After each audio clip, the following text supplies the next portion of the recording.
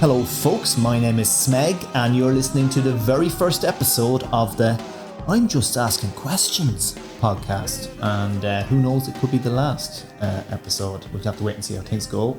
Today we're going to be critiquing an interview that took place at the end of 2019 between Alex O'Connor, better known as CosmicSkeptic on YouTube, and Douglas Murray. Now, Alex O'Connor is obviously well known for being an advocate of atheism and also quite known for his vegan activism, and Douglas Murray is better known for maybe his conservative activism, I suppose, or at least being a conservative cultural critic. Now, in this interview, they are discussing the main themes of Douglas Murray's book, The Madness of Crowds, the main themes of being gay, women, race and trans. And though I'm going to have criticisms of both interlocutors, I'm going to be especially critical of Mr. Douglas Murray.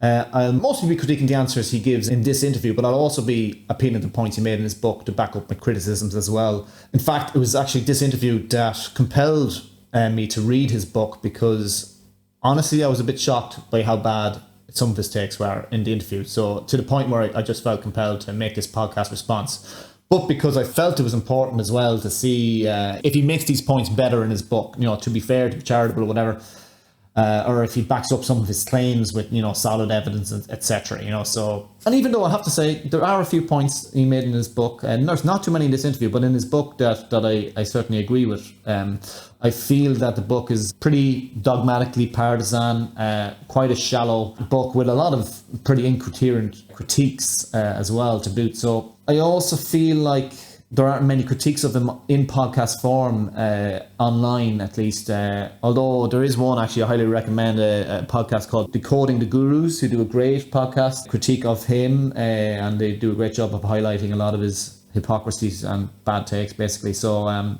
but yeah, there aren't that many online. So, and he's a fairly prominent figure. So, in cultural circles, certainly in Britain and I suppose the IDW sphere. But this is my first time doing this type of podcast. I do have a sports betting podcast called the Mugs Game Podcast, if anybody wants to check that out. But yeah, I'm not really a tech guy, so there will be a lot of stop-start in the middle of this. Even though I'm a millennial myself, I'm still a bit of a paper pen guy, so you might hear some paper rustling at times if I'm just to check the notes, because I have written down a few notes on some of the points he made. If you're a diehard Douglas Murray fan, I'd say you probably won't like this.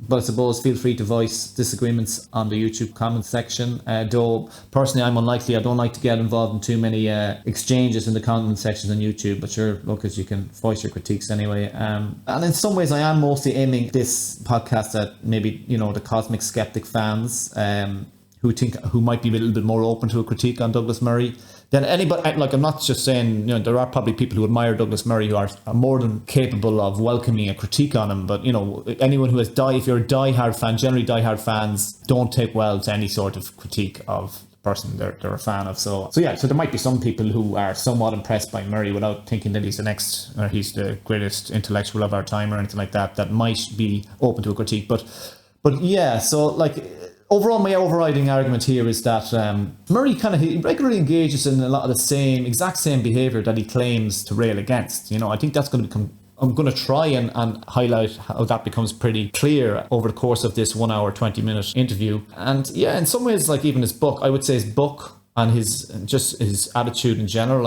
his book is a symptom of the disease he claims to be diagnosing. And, there's just so many, he just throws out so many straw men. There's a lot of incoherent critiques. He sort of thrives in polemicism, I suppose, and but at the same time kind of presenting himself as kind of a seeker of truth, but just he always seems to have partisan takes and stuff, but and I just remember in his book, regarding his ideological opponents, he sort of accuses them a lot of the time of rushing into contradictions, and I feel like he rushes into an awful lot of contradictions in this interview himself. So, and look, we all make mistakes as well. I'll probably make some, there are some logical inconsistencies I feel like I spotted, but we're all capable of making fallacies. No one is perfectly coherent all the time, but I feel like with Murray, it's sort of like more the feature and not the bug.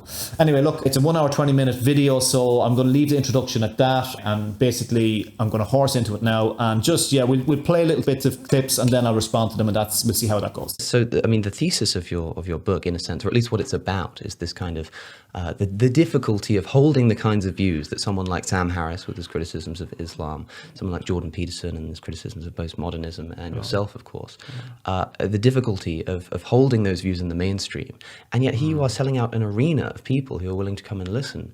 How does that speak to the points of your book if you're able to do something like that? Despite simultaneously claiming that anytime you try to say anything on Twitter, it's like a minefield out there. Well, Twitter and the real world are different things, of course. Of course.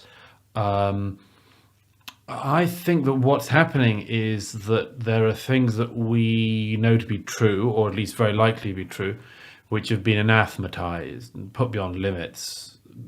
Exactly by who and in what order you can debate, but that there are a set of issues which a lot of people, if not most people, know to be true and yet cannot say or cannot speculate upon in public. The one I finish The Madness of Crowds with, the issue of trans, is perhaps the most obvious of that, because we keep seeing the effects of not being able to have a debate about it, and we keep on seeing the anathematization that's been happening around it. And all that most people don't want to kill people. They don't actually want to incite riots against people, but they would like to be able to have conversations about important and tricky subjects without being anathematized. Yes. So, what is it that you think would bring up specific accusations, let's say, of transphobia, for instance? Is it the attempt to discuss the question, or is it the holding of the view that's contrary to the mainstream? Well, the truth is it can be anything. And this is one of the problems, is that on each of the really difficult landmine issues of our time, an accusation, even if it is implausible, or even if it is insincerely made, has the accusation of a truthful claim. So that somebody saying that is transphobic or that is racist does have the effect of silencing a person or making them seem like a very sort of person you wouldn't want to be near. And people take these things to heart. Now, I think people have got to be a little bit more resilient against that, because there's an obvious play going on there simply to win by labeling all opponents for your own personal convenience as being a particular type of phobe.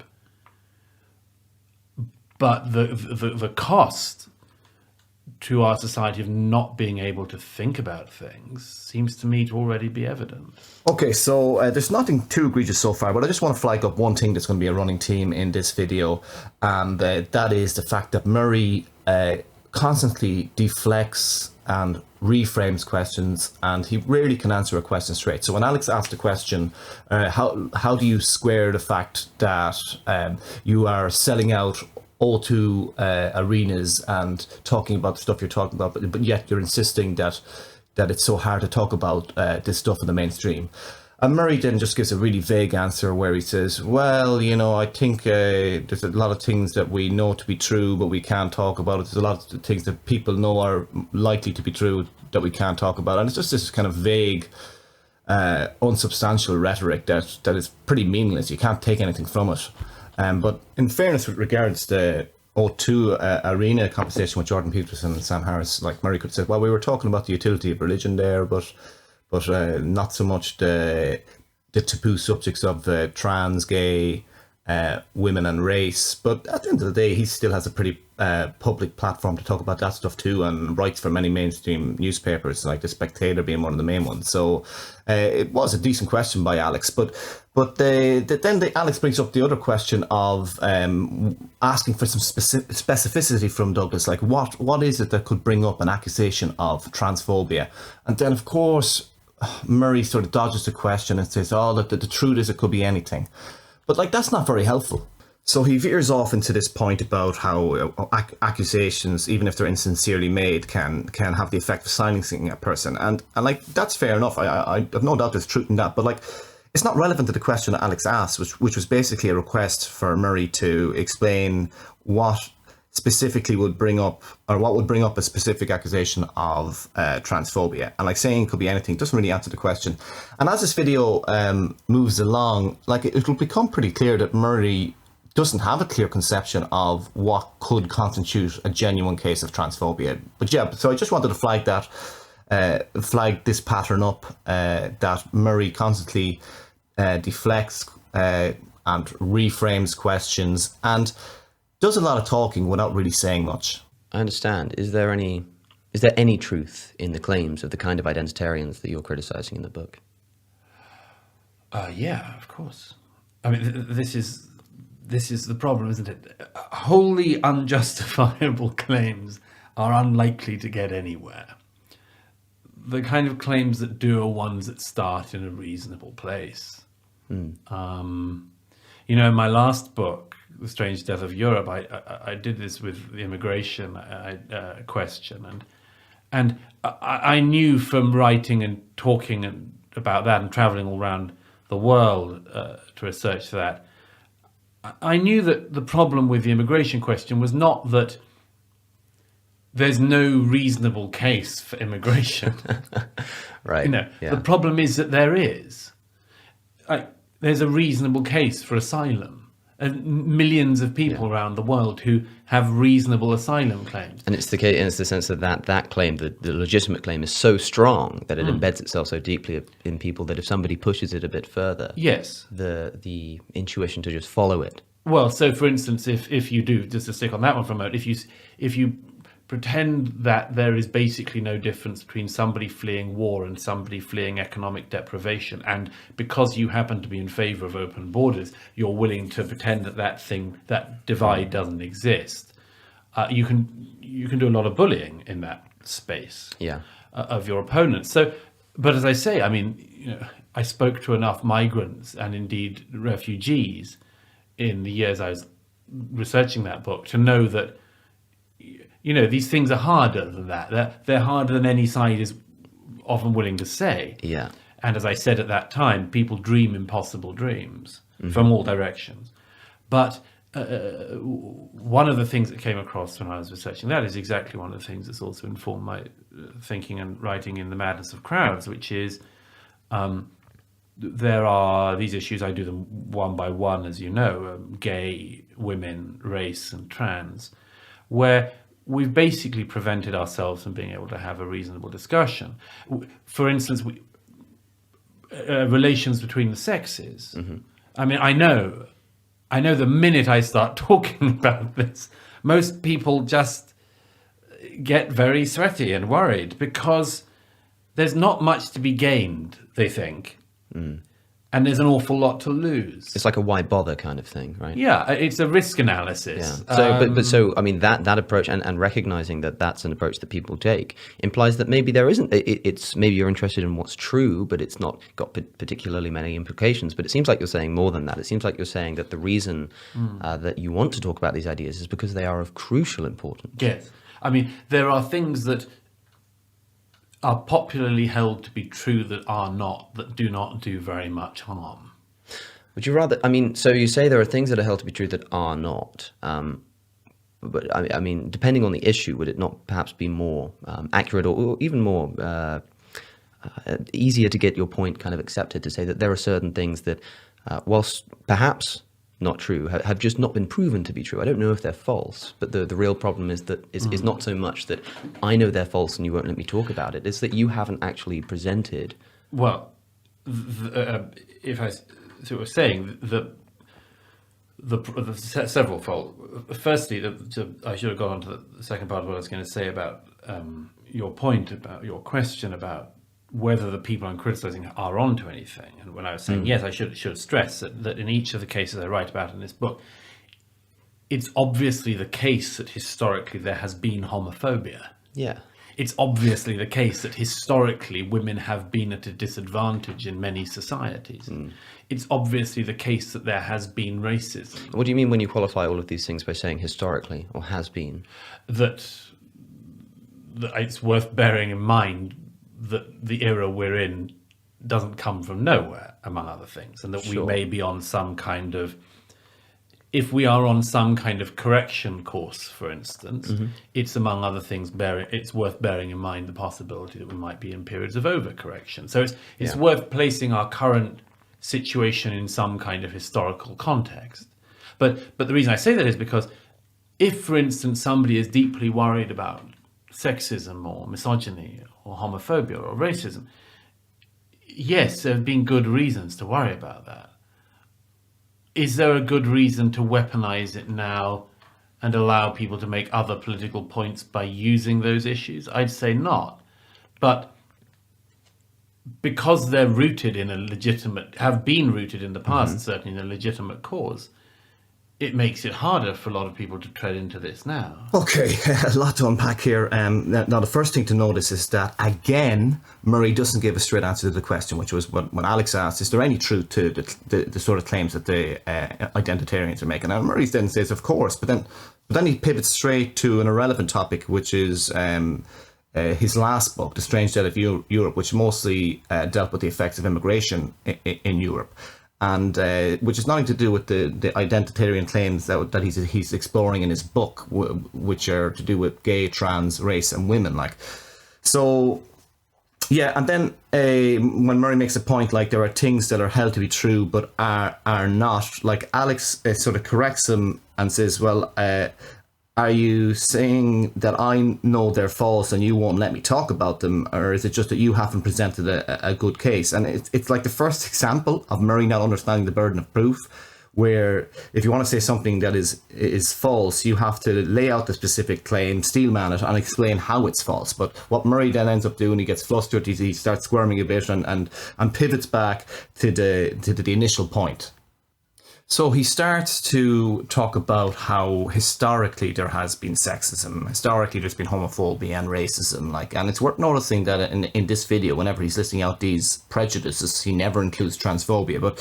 But Alex does well to call him out by saying, well, what do you mean when you qualify all this by using the word historically? And Murray again sort of squirms and is clearly struggling, and he just makes this kind of inane point about it's worth bearing in mind that the era we're in hasn't come from nowhere, and if we are on some sort of correction course, we might be in periods of overcorrection, which is kind of airy-fairy, unspecific rhetoric. But the whole point is he's asked a question about whether there is any truth to the sort of claims that the identitarians are making, and he can't give a straight answer to it. And so when Murray says things like we've basically prevented ourselves from having a reasonable discussion about these sort of things, there is some truth to that claim, because of course, there are plenty of people on the social justice side of this, who are tribalistic and ideologically possessed, but what Murray doesn't seem to be realising is that he's one of the people at fault for us not being able to have a reasonable discussion, due to his heightened mistrust of almost all social justice claims and his willful spreading of misinformation, which we'll learn more about later. This question was the perfect opportunity for Murray to demonstrate some good faith by being specific about the social justice claims of the identitarians that he can get behind. And he can't even bring himself to think of one social justice claim that he agrees with. So I don't know, how do you expect to have a coalition or get the other side to listen to you if you evidently have no interest in being open to discovering justifiable claims from that side? And it's an attitude he takes in his book, as well as throughout this video. So since Murray's book is largely focused on American and British phenomena with regards to the identitarian claims, I'm just going to cite a few of the studies and statistics that identitarians draw from in order to justify their claims. And so we basically start off with, say, in America, regarding sentencing disparities. According to a USSC report in 2016, black men who commit the same crimes as white men receive federal prison sentences that are on average nearly 20% longer, according to a new report on sentencing disparities. These disparities were observed after controlling for a wide range of sentencing factors, including age, education, citizenship, weapon possession, and prior criminal history. In Britain, another regarding hate crimes, according to the House of Commons research briefing from 2020, the police recorded hate crime statistics show that there was 76,070 hate crimes based on race, which this is from 2020, so which is an increase of 131% from 2012.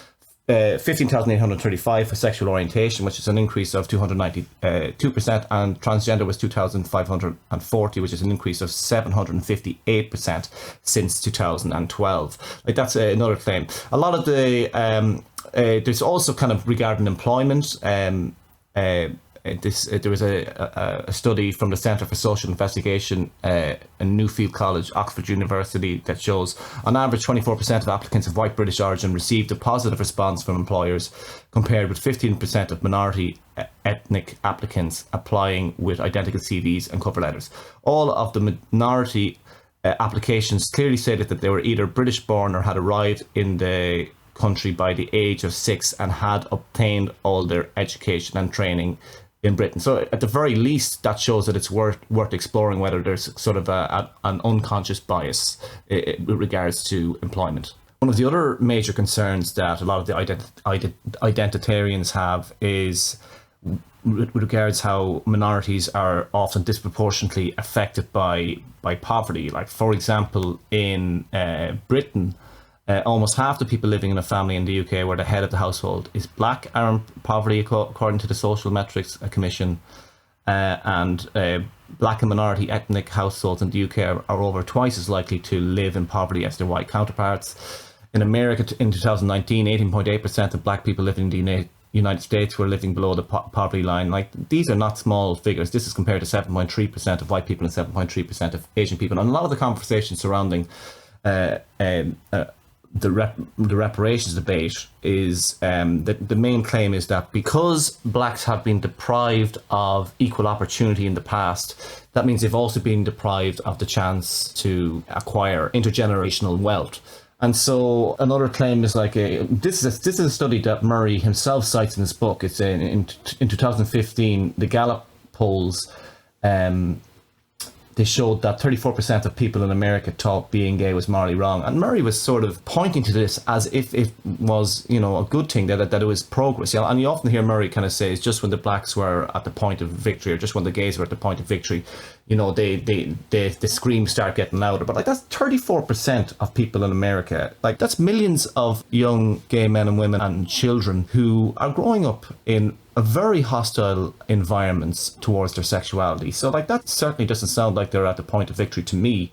And look, that's only a tiny fraction of some of the claims that are being made. Like, there's plenty of other claims about police brutality and sexism in the workplace and sexual assault and harassment. Some very damning statistics with regards to that. And look, Douglas is totally welcome to contest some of these claims and studies and statistics. But the fact is, in his book, he doesn't even try. Like, it's complete tunnel vision. It's always a one-way street with Douglas, and he's totally fixated on the overcorrections. And there's no doubt that there can be a conversation about overcorrections, but that's all he seems to be obsessed about. Like, for example, his chapter on race, it just reads like it's a narration of the greatest hits of all the anti-SJW videos that did the round over that time period, such as, what happened at Evergreen and with Nicholas Christakis at Yale. And I have to say, like, in fairness, what happened to him, like, he did seem to be mistreated as well. Like, but there's, plenty of other stuff, like the Serena Williams case, people saying that Kanye West isn't really black because he supported Donald Trump and stuff like that. But yeah, it reads ultimately like a gossip column, like he's some kind of agony aunt for the anti-SJWs. Like, maybe he should have called the book Dear Douglas. I think maybe that would have been a more appropriate title. Like, so yeah, look, if you are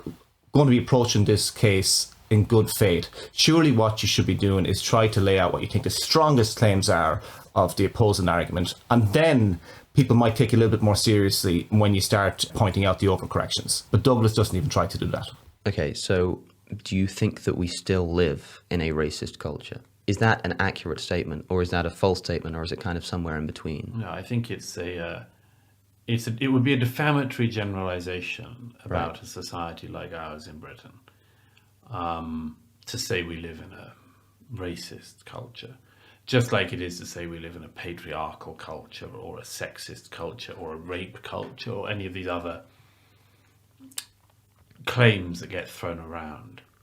That isn't to say that there isn't racism, that there can't be sexism, that there can't be homophobia. Of course there can be. It just, so the argument would be that those things exist, but they're not, what is it, institutionalized? Like, what is it that makes it kind of a cultural phenomenon rather than just a thing that exists within a culture? Well, first of all, to say that a thing can exist, that there are individuals, for instance, who may have unpleasant views themselves, and to then extrapolate that out and use it not just as something that the whole culture is meant to suffer from, but as the defining issue of the culture. You know, we don't live in a society which, for instance, provides welfare to people who are not able to look after. No, we live in a racist society. Right. But so I understand that.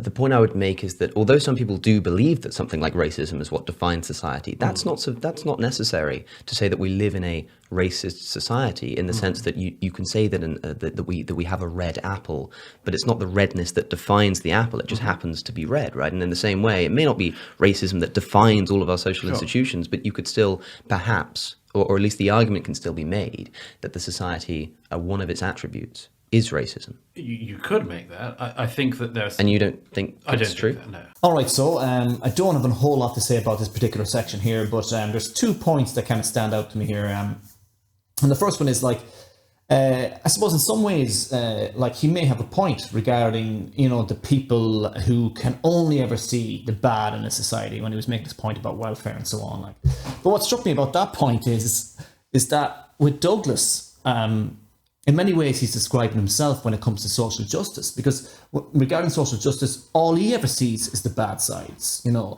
the overcorrections and the vengeful layers of the social justice warriors. Like, that's all he ever sees, you know, like, you know, the odd bit of lip service aside. And, like, just if you take, for example, the Me Too movement, wasn't perfect by any means, but it did highlight abuses of power and the extent to which many women have been the victims of all kinds of sexual harassment and assault, and men as well. Like, but Murray he's so little good to say about that. You know, it's with him, it's always whataboutism. You know, he's like, what about Nicki Minaj and the way she was shaking her ass in her terrible lyrics? She was obnoxiously shaking her ass in that guy's face in the music video.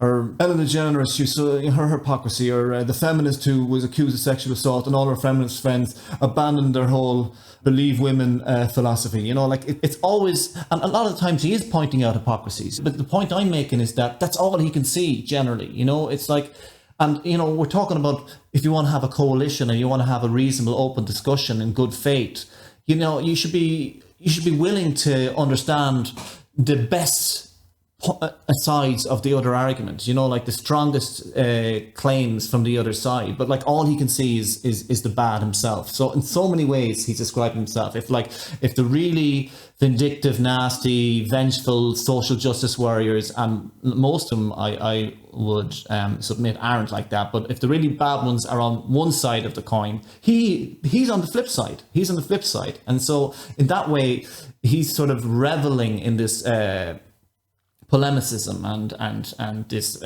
you know, he's doing the opposite of what he champions, really.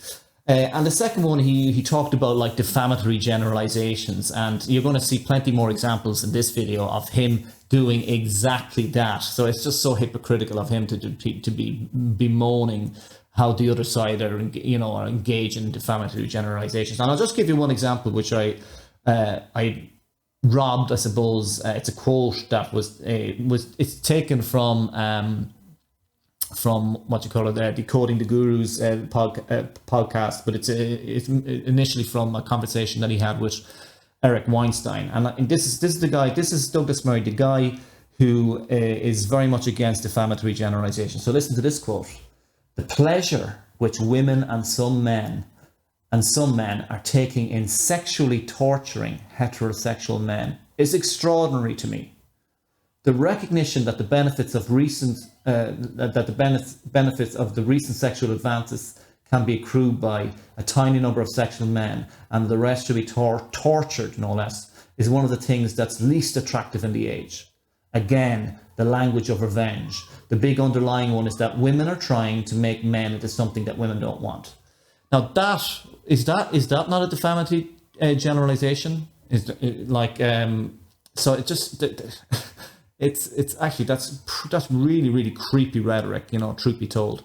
But it's so rich from him that he's the gall to accuse the other side of defamatory generalizations when it's one of his modus operandi to engage in such things. Now, the next tip we're going to be talking about intersectionality, and this one is going to be a little bit longer because I think it's a Brandolini's law where it says, the amount of effort it takes to refute bullshit is an order of magnitude greater than it is to produce it. And by God, does he produce a lot of bullshit in this next section. So listen up and be prepared for a very incoherent critique of intersectionality. Well, the reason I'm asking is because I don't think it's particularly interesting, although it might be important to discuss whether society is racist. The reason that I'm asking you isn't just to get your opinion on that, but to say that it seems to be that you're implying, therefore, in saying that if we did live in a racist society, perhaps these methods would be appropriate. That the problem is not, in fact, the approach. The problem is that they've got the context wrong. But the actual attitude, the kind of in order to solve a problem like this, something like intersectionality would be a good approach. No, intersectionality would still not be a good approach. Intersectionality couldn't be a good approach in any universe. Right. But because it's demonstrably untrue. Well, can you say that with confidence? Because the reason why you say that, at one point at least, you say that intersectionality has not been trialed, and so people can't go around saying that it's true. But if it hasn't been trialed, then how can you say it's false? Well, no, I say that it's false because the claims it makes are demonstrably false. The idea that, for instance, the central intersectional claim that the world is based on a set of interlocking oppressions, and that if we unlock one, we have to unlock them all. You know the argument I make in the book, among other things. Yeah. This is demonstrable nonsense because it's very clear at this stage that gay and trans do not happen and work together. They do not interlock together. If you so-called unlock trans, you cause an enormous amount of oppression to gays. Straight out. And what does that look like? Because we have the situation of, you might call it disappearing of young gay men and women. One of the points of gay liberation was that gay people should be allowed to work out their sexuality themselves, and not be told that because they were gay, they were basically of the opposite sex, or that gay men like me were not sort of women in hiding, right? And that lesbians were not just actually men. Manly women sort of thing. This is a very basic thing. But I don't think the trans activists are saying that. Oh, they are saying that and a lot more. The whole campaign in trans at the moment is to say there are people who we can identify while they are children as being actually in the wrong body when, for instance, it's an effeminate young man, right, or a slightly manly girl, what we might have called a tomboy. Yeah. And the intersectional activists are actually saying that these things unlock at the same time rather than grinding in a really ugly and increasingly ugly way against each other. Or let me just use the other example. If it were the case that trans rights has to be unlocked, and it can only be unlocked if we also unlock institutional misogyny, well, what do you do with the fact that so much of the male to female trans issue runs directly against what feminism has tried to do for the last century, directly against it, by basically embodying stereotypes about women that women have been trying to get away from since the first wave of feminism. And again, if the intersectional claims were true, this wouldn't be the case. There wouldn't be these terrible grinding gears going on. It would become clear by this point that the whole thing frees us all up together, and it doesn't. But when I say that this hasn't been tried, I say that it's very unwise to, for instance, roll out things like bias training across all government departments, across an increasing number of corporate and parts of the corporate world, if it's not clear at this stage that this thing works, that particular aspect of it, the alleged bias identification and training. So yes, I think that there isn't a world in which the intersectional thing works, because on its own claims it's not possible. But I think it's necessary then to separate out the intersectional bit, which is a specific claim, from other specific rights claims. I think it would be a shame if, for instance, if there were an element of society that were discovered to be really institutionally racist, if we had to then, instead of addressing that, address it only by going through the log jam of intersectional claims about it. In fact, that would probably be one of the worst ways to solve such a specific issue. And we see quite a lot of that at the moment, where people say, we can only solve this issue if we also solve X, Y, and Z. We hear this quite a lot at the moment within the anti-capitalist movement.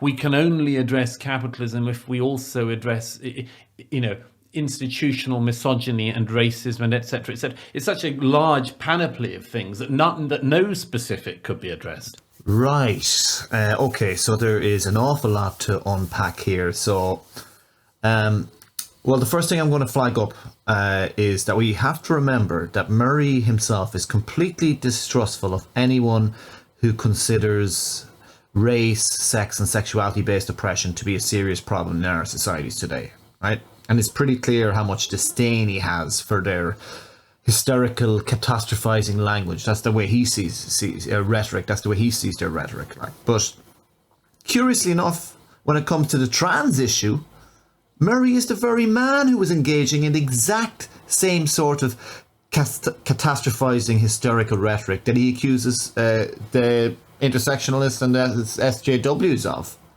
He says things like an enormous amount of oppression, no less, for when he's describing, the unlocking of trans, that the unlocking of trans leads to the enormous amount of oppression of gay men and women. Or even he says, the disappearance of gay men and women. Like, Jesus Christ, that's the sort of rhetoric you reserve for when Ted Bundy and Jeffrey Dahmer are in town, So it's very curious indeed to see a man who claims to rail against catastrophizing rhetoric, and hysterical rhetoric himself, employ it so liberally and enthusiastically when he's, trying to push his own political agenda. But there is a word for that, I think, but I think I'll let the audience figure that one out for themselves. But the second point as well is that Murray...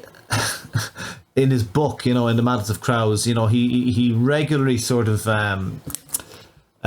berates the intersectionalists for being these kind of naive utopians, But it's actually him. He's the one that's demanding that intersectionalists reach this utopian standard. It's unless he says it frees us all up together. It's supposed to free us all up together, but it doesn't. Remember he said that, It's more or less him saying, unless you can free us up altogether, you're useless. Intersectionality is useless. There's no utility for it whatsoever.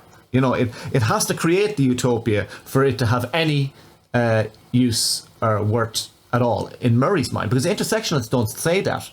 And in fact, Kimberly Crenshaw herself, who the person who coined the term intersectionality, is if you read any of her work, which he didn't seem to, based on his critique or lack there of it in his book, The Madness of Crowd, he'd recognise that she understands that it might not work in every context.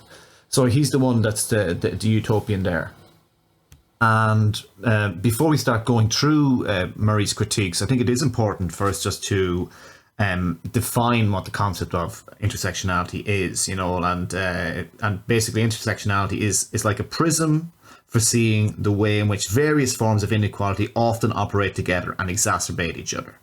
Okay, and I am going to give examples of that later on, but I'm going to deal with Murray's own claims first. But just keep that definition in mind, or while you're listening to Murray's own claims, and just so you can see how little his critiques have to do with the actual concept of intersectionality itself. Now, this was going to be my longest retort to anything that's been said in this video, because I think it's Brandolini's law that says that the amount of effort that it takes to refute bullshit is in order of magnitude greater than what it takes to produce it. And I really think Murray is producing a lot of BS here in this critique. So first of all, let's just come to this. If you unlock trans, and by the way, at certain times, if you want to take little tea breaks in between this, you might have to do that, because it's going to be long. It's probably going to be the most technical part of the critique. But so anyway, so let's come to this. If you his point, he says, if you unlock trans, you cause an enormous amount of oppression to gays, and how it supposedly demonstrates that intersectionality is a terrible concept to help us correct for or unlock oppressions that exist in our society today. Like the first thing that strikes me about this claim is that it sounds very much like an ultimatum, doesn't it? Like it's either us the gays or them the trans. It can't be both. Right, so is Douglas saying that the trans community should stay oppressed for the sake of the gays, And I think this is Alex's first big misstep for not recognizing the clear implication of what Murray is saying. And he at least should have asked for further elaboration, because I'd be very interested to see if Murray can publicly say, no, I think trans should stay locked. Yeah, it's simple. Like if Murray believes what he says here, then what is this open discussion about tricky subjects that he claims to be in favour of? Because like if you unlock trans, you cause oppression to gays, well then it's an open shut case. So it's this notion about having open discussions it doesn't seem to wash with this particular claim that he's making. Now, as well as that, there are going to be signs during this whole video that point to the probability that Murray does think that trans should stay locked, but I honestly don't think he can openly admit it, which is just a pity why Alex didn't press him on that. But regardless of whether he admits that he wants trans to stay locked or rejects the notion that he wants to stay locked, there's still another glaring flaw to his critique, okay? So first of all, he paints this picture of trans activists being this monolith who are generally pushing for the disappearance of gay men and women and pressurizing them to become trans, right? And off the bat, I'm just going to say this is nasty. It's a vindictive straw man. It's not to be taken seriously. But even if you are just to entertain it and take it seriously and just imagine that it is true, it was true that it was happening, his argument could only work if he could demonstrate that this phenomenon is an inevitable, unavoidable consequence of any attempt to unlock trans. And that's a fairly hefty burden of proof he'd have to meet there.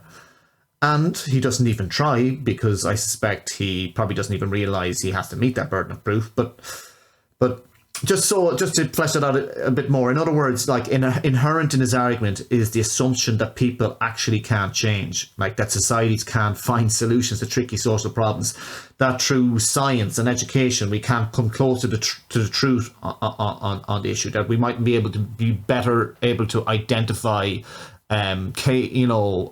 real cases of gender dysphoria and things like that. But that basically, the assumption is that there is ultimately no way we can have a trans liberation where people are free to work out their own gender identity without being stigmatized. That doesn't inevitably devolve into a state of affairs where trans activists generally pressurize gay people to become trans. Now, if that doesn't sound ludicrous to you, I don't know what would. Or if that doesn't sound ludicrous to you, I don't know what would. Because for Murray's argument to work, Murray has to demonstrate how trans activists are determined or hardwired to engage in this sort of behaviour in every single possible societal context, historical or otherwise. Because if they're not hardwired this way, then it would follow that it is possible that we can unlock trans without it resulting in the disappearance of gay men and women. Like, that's his words, not mine.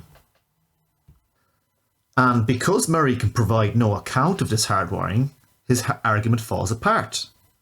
And if at any stage you might be wondering what the hell has any of this got to do with intersectionality, you'd be more than justified to be wondering that. Because obviously you're not going to find any endorsements of an approach to unlocking trans in intersectional literature that results in the disappearance of gay men and women. So why is Murray using this example to prove intersectionality can't be a good approach for dealing with and correcting for different discriminations and oppressions that exist, in any universe, as he says, right? Again, it just speaks to how thoroughly confused Murray is, because, like, if we pretended that his straw man of trans activism is true and accepted for argument's sake that the unlocking of trans necessarily entails the phenomenon of trans people pressurizing gay people to become trans, why would intersectionality be uniquely ill-equipped to solve this problem, right? If you take intersectionality out of the equation, what actually changes, right? Is there a superior approach to deal with this conflict that he can provide? No, because inherent in his argument is that the phenomenon that results from the unlocking of trans is inevitable, an unresolvable conflict. And if it weren't inevitable, he'd have to show that there was a way to resolve it that's somehow incompatible with intersectionality. Right, but because he presents it as if it's an unresolvable problem, saying that because he presents it as if it's an unresolvable problem, then saying that intersectionality will be a terrible approach to resolving this problem is about as inane and stupid as saying slapping a dead man in the face is a terrible approach in trying to bring him back to life. Right, and the point being, like, if I just explain that analogy a bit better, is that it's stupid to single out any specific approach for trying to resolve what he deems to be an unresolvable problem, because by virtue of the problem being unresolvable, there is literally no approach that could resolve it. So why single out one specific approach as being especially bad? And again, even if it were a problem that intersectionality was ill-equipped to deal with by virtue of it being unresolvable, it doesn't mean we can't turn to intersectionality to deal with other problems, or that there aren't other contexts in which it can be helpful as a concept. And I'll demonstrate these soon, But see, Murray seems to think that if there is any context where intersectionality can't work or be helpful, that therefore there must be no context in which it can work. And that simply does not follow. And again, it's just Murray demanding that intersectionality meet this utopian standard that he has concocted in his own head. So now I think it's probably a good time to actually address Murray's strawman about trans activists and the notion that they are generally pressurizing gay men to believing that they are women in hiding, and lesbians into thinking that they're just men.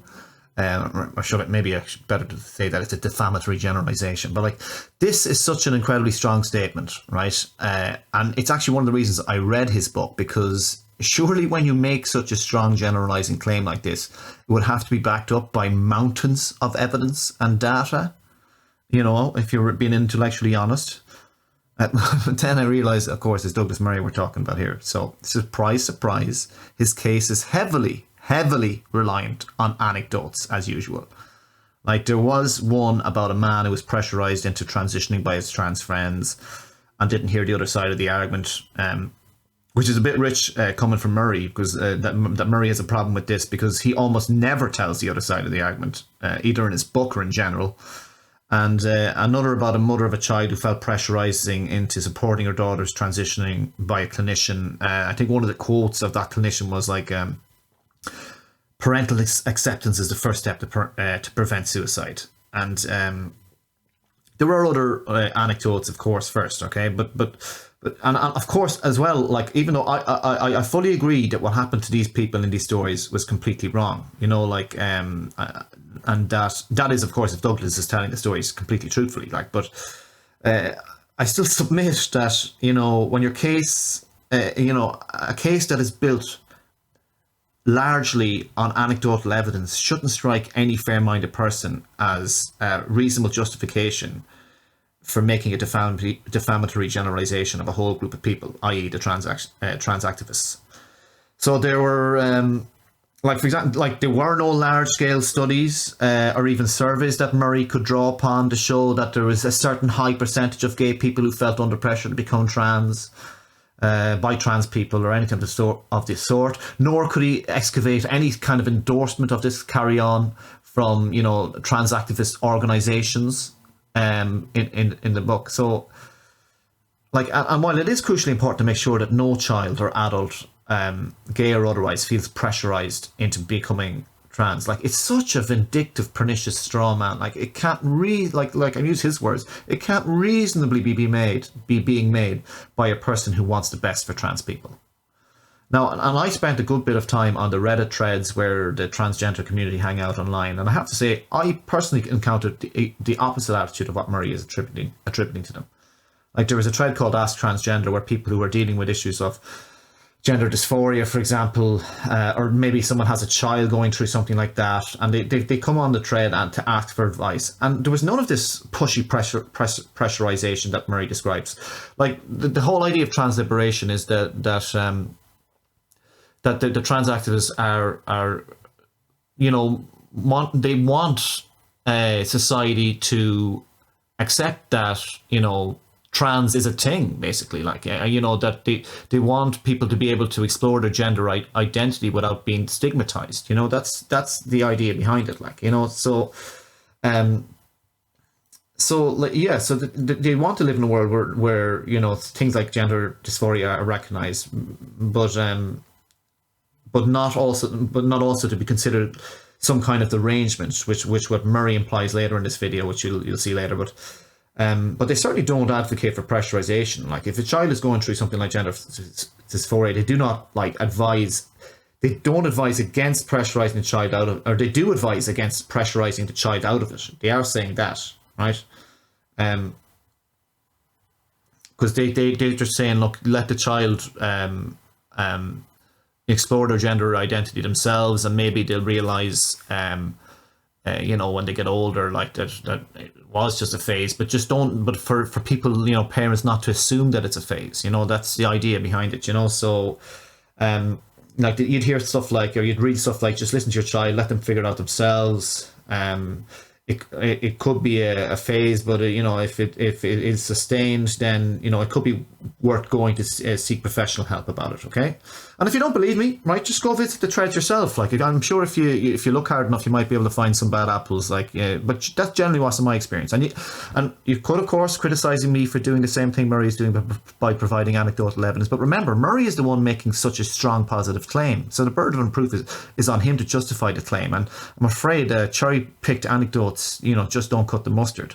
Now, there were a few things like in his book that I also agreed with. Like, I think there, he mentioned stuff like schools not informing parents that the child was, changed their pronouns or things like that. And I totally disagree. I think parents should be informed about that kind of stuff. So there's a lot of stuff I would agree with there. Like, but again, he's only telling one side of the argument, and it is heavily built. It's heavily reliant on anecdotes. So. I'll talk about a lot of the trans issue. Alex and Doug, they do talk about the trans issue later on, and I'll address the rest of his pernicious strawman there. But I think for now, we'll continue on with the refutation of his intersectionality critique. Okay, so now to Murray's second big argument against intersectionality, which was where he talked about how so much of the male to female issue runs directly against what feminists and women have been fighting for, by basically embodying stereotypes about women that feminists and women have been trying to get away from since the first wave of feminism. And what struck me here about that point is then, well, in that case, Murray and his ilk don't have to worry about trans women in sport, because apparently what male to female trans women are all about is embodying stereotypes about women that they've been trying to get away from since the first wave of feminism. One of those stereotypes being that women aren't good at, don't enjoy, don't have any interest in sports, right? Of course, Murray might say that all individual trans women in sport are the minority, but the mere fact that trans women in sport is one of the central rights claims that trans activists are fighting for, even the ones themselves who aren't interested in sport, that runs directly against this notion that they're all about the promotion of embodying stereotypes of women. And again, once again, you'll find discussions about this exact topic on the Ask Transgender threads, and I know ContraPoints has talked about it, how trans women feel like they have to go that extra mile to at least outwardly pass as women in our society. So which is ultimately what they really desire. But like, you just have to leave aside the dehumanizing caricature Murray makes about trans women being like a collection of stereotypes. Because let's just draw back the old curtain a bit here, right? This is another completely ahistorical strawman that that feminists generally were strongly against women embodying stereotypes. Like what they were fighting for, what they were actually fighting for was women's right to self-determination, not to be for them not to be shackled or bound by stereotypes.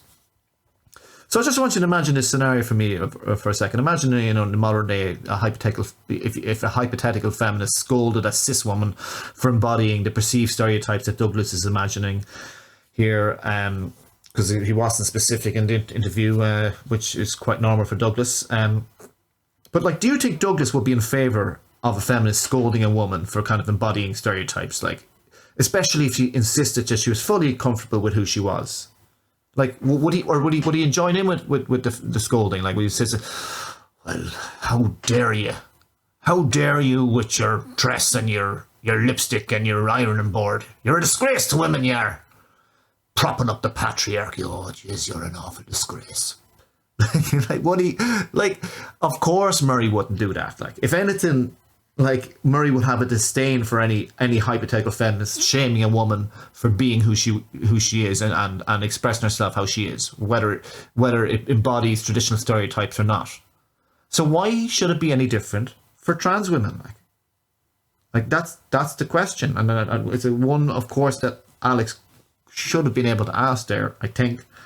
But in the case, trans women are such a tiny percentage of the population. What difference does it make how they present themselves, outwardly? It really shouldn't make that much of a difference. I mean, we're getting into kind of the gender theory stuff as well. And this is another thing I think that Murray kind of confuses intersectionality with gender theory, because, intersectionality as a concept, doesn't provide prescriptions for how we should see gender expression or anything like that. So it's another kind of confusion. All I have to say is that if this is supposed to be Murray's second big powerful argument against intersectionality, well, I think the crowd certainly have gone mad if they think this fella's some kind of respectable intellectual, because it's really clueless stuff. But it's not to say, look, it's not to say there aren't some issues regarding trans rights, such as trans women in sports, that don't warrant reasonable discussion about them without people getting anathematized, or without it getting accusations of bigotry being thrown out there, because I haven't read much about the trans women in sport myself, but I do have the intuition as well, that I can relate to the intuition that it might not be fair, so it's worth having discussions about that. One thing I will note is that Murray gets a lot of mileage out of this idea that intersectionalists are at the very least naive for thinking that they can help and fight for the rights of all members of the LGBTQ IQ plus community, born out of his claim that they have that the different identities have conflicting and contradictory claims and motivations. And yes, I've no doubt that there are trans people out there who maybe are pressurizing gay people into being trans and so on. And just like there's probably lesbians and gay people who consider trans people to be traitors and so on. I've heard these stories myself, but Murray himself hasn't provided enough evidence to suggest, to justify this generalization of trans activists as being pushing for gay people to become, or pushing for the pressurization of gay people to become trans. But the whole thing is that even if there are conflicting motivations within a community, right, and conflicting claims, and I understand that there are some conflicts between some members of the LGBTIQ community, it doesn't mean that they aren't resolvable, or at least it isn't a worthwhile project to try and resolve them. Generally in any community, if there's a conflict, surely the best thing to do is to try and bring people together to try and resolve it. If all these different groups, like the gay, lesbian, bi, or the LGBT split up from the trans, or whatever, if they all split up into separate groups, how is that going to help resolve the conflict? It's so. It just seems to me that Murray isn't interested in resolving any of these conflicts that exist. That's what it seems to me. But yeah, maybe I'm wrong.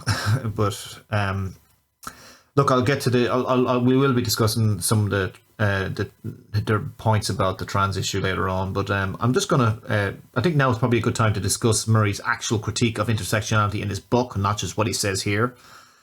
And as I said, what's curiously missing from his critique is any analysis whatsoever of the work of Kimberly Crenshaw, the woman who coined the term and remains one of the most prominent authorities on the concept living today.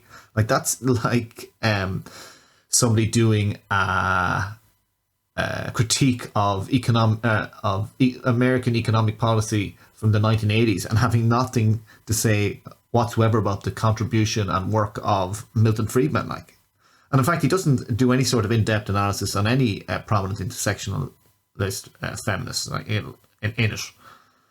And here's the thing: if you paid any attention at all to Crenshaw, he would know that she openly asserts that intersectionality might work in every context. But I'll just do my best to provide examples of how Crenshaw applied the concept in contexts where it is demonstrably useful. So I'm not a scholar in intersectionality, and I've no intention of giving some kind of a lecture on intersectionality. But I'll just do my best to just sketch out certain contexts where it can be useful. So Crenshaw's background, her own background, is in law. And as I said, I'll define it again, for her intersectionality is a prism for seeing the way in which various forms of inequality often operate together and exacerbate each other. So, for example, in her paper, Demarginalizing the Intersection of Race and Sex, she draws attention to 3 different legal cases. And the one I'll focus on is the case of the Graffin Reed versus General Motors. And these are well-known cases. Like, if Murray, was to do his research, about intersectionality, surely he would have come across this case, and it's curiously missing in his book. But in this case, basically, it was a case in which 5 black women sued General Motors for a seniority policy that they argued targeted black women exclusively.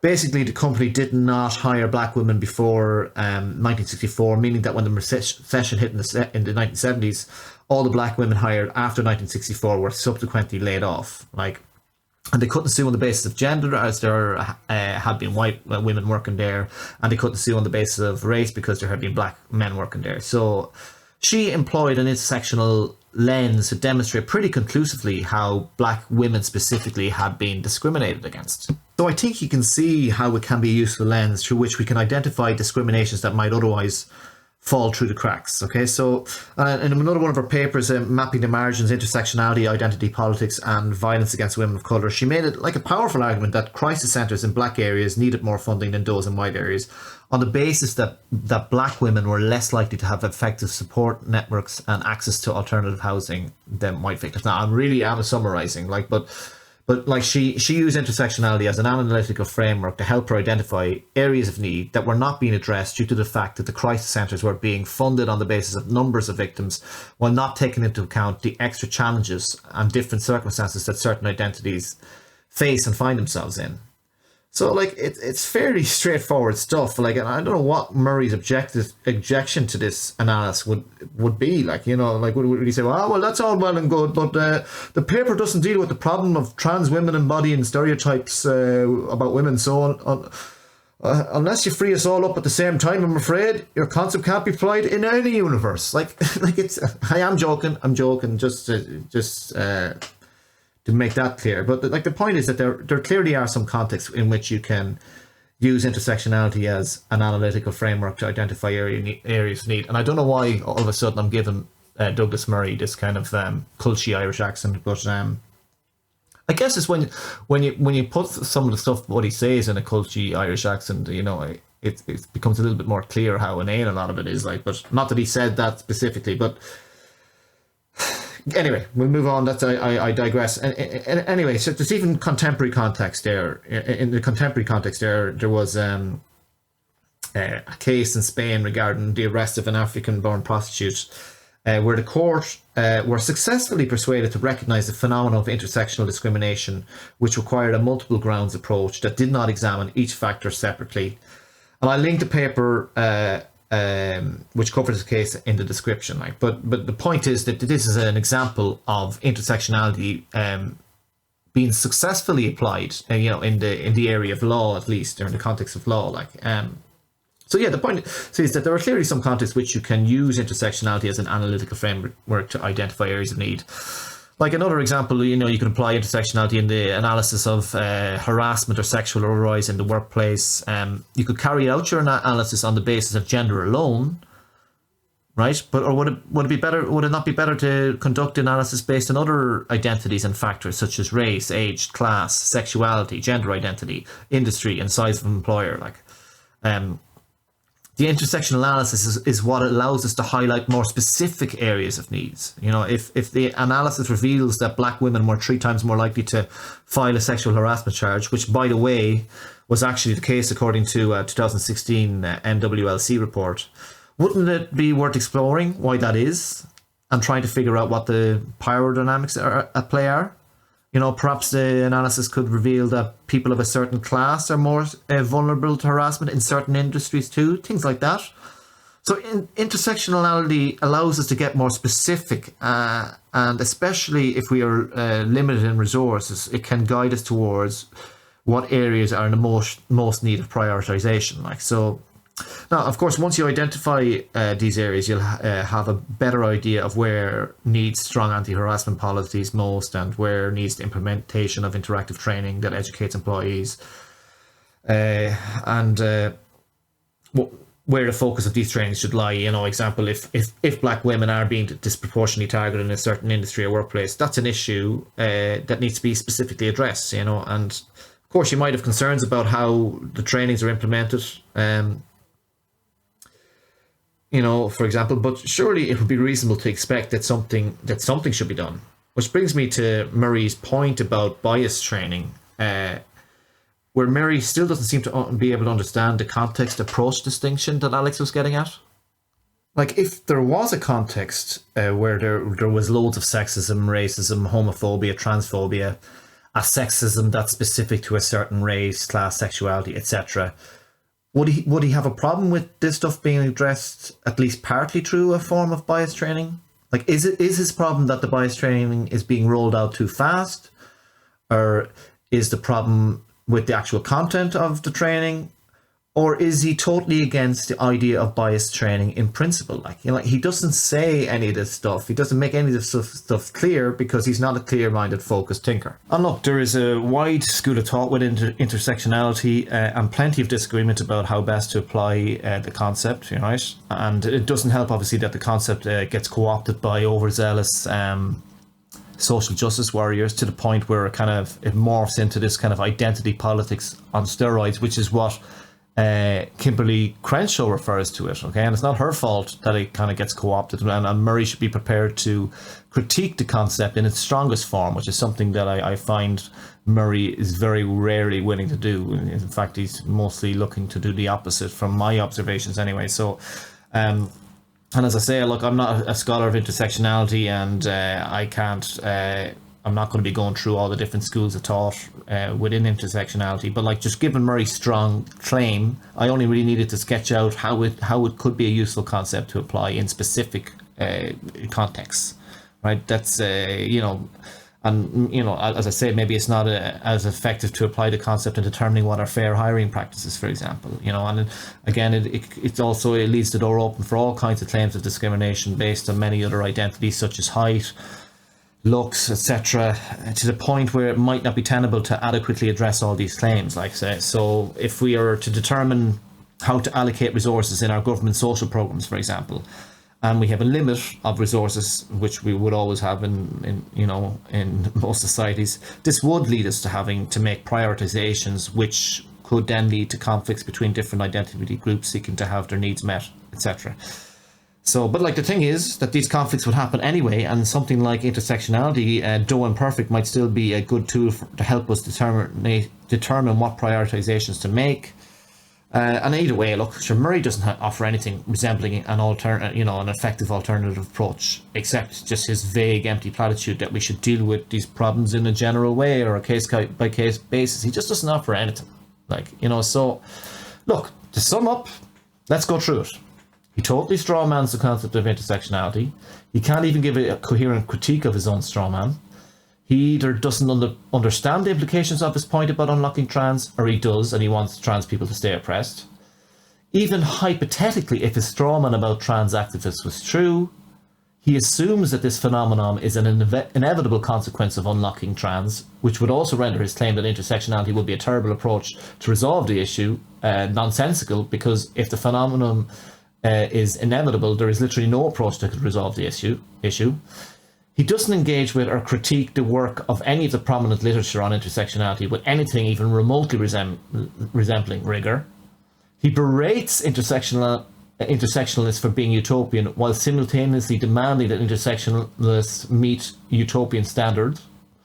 And finally, his mind is writing checks his body can't cash.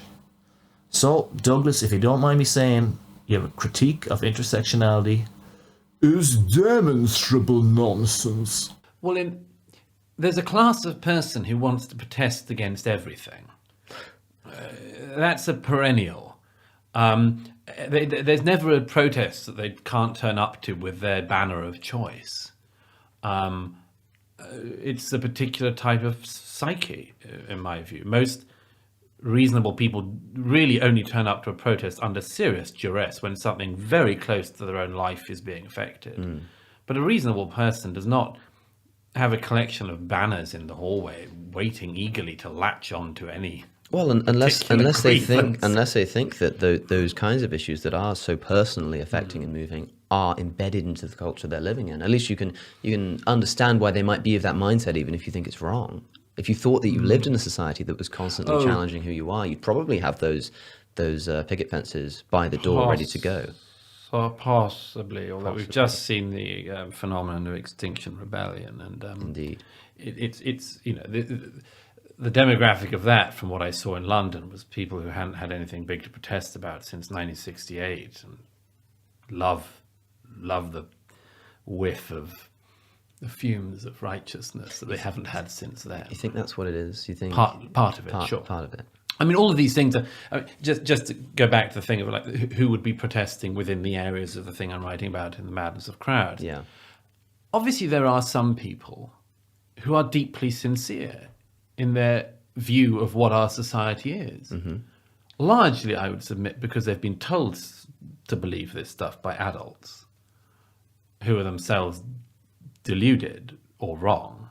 But I think it's very sad, but I think it's visibly the case. I've seen too many cases, I've spoken to too many people who actually do believe that, we live in the most oppressive society imaginable. And that's because they don't have a historical memory going back before last week. Yeah. Do you think that's true? I hate to interrupt, but do you think it's true that they're saying that it's the most oppressive society imaginable? Well, I mean, that seems a bit of an exaggeration. It's at least that it's exceptionally unfair.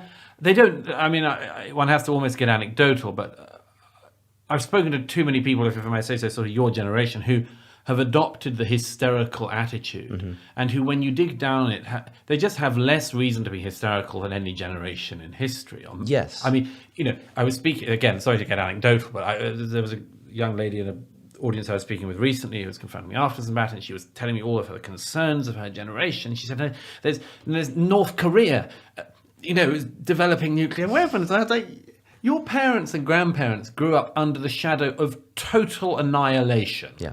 Okay, total global nuclear annihilation. My father remembers going to bed one night and his father saying to him, "We may not wake up in the morning, so make sure you say your prayers tonight." Okay, that was just a normal household at the height of the missile crisis. Yeah, and so yes, there is something of just a terrible lack of historical context about what we're going through at the moment. But one of the things that interests me more is not the people who've been lied to or fibbed to or persuaded that the hysterical attitude is the appropriate attitude of a serious person, but rather the people who have cottoned on in the most cynical way imaginable to this whole thing and are at this stage using identity issues as pure political battering rams. Mm-hmm. Those are in some ways the ones that are most interesting. Yeah, but before talking about that, I'm interested in this example you give. You say that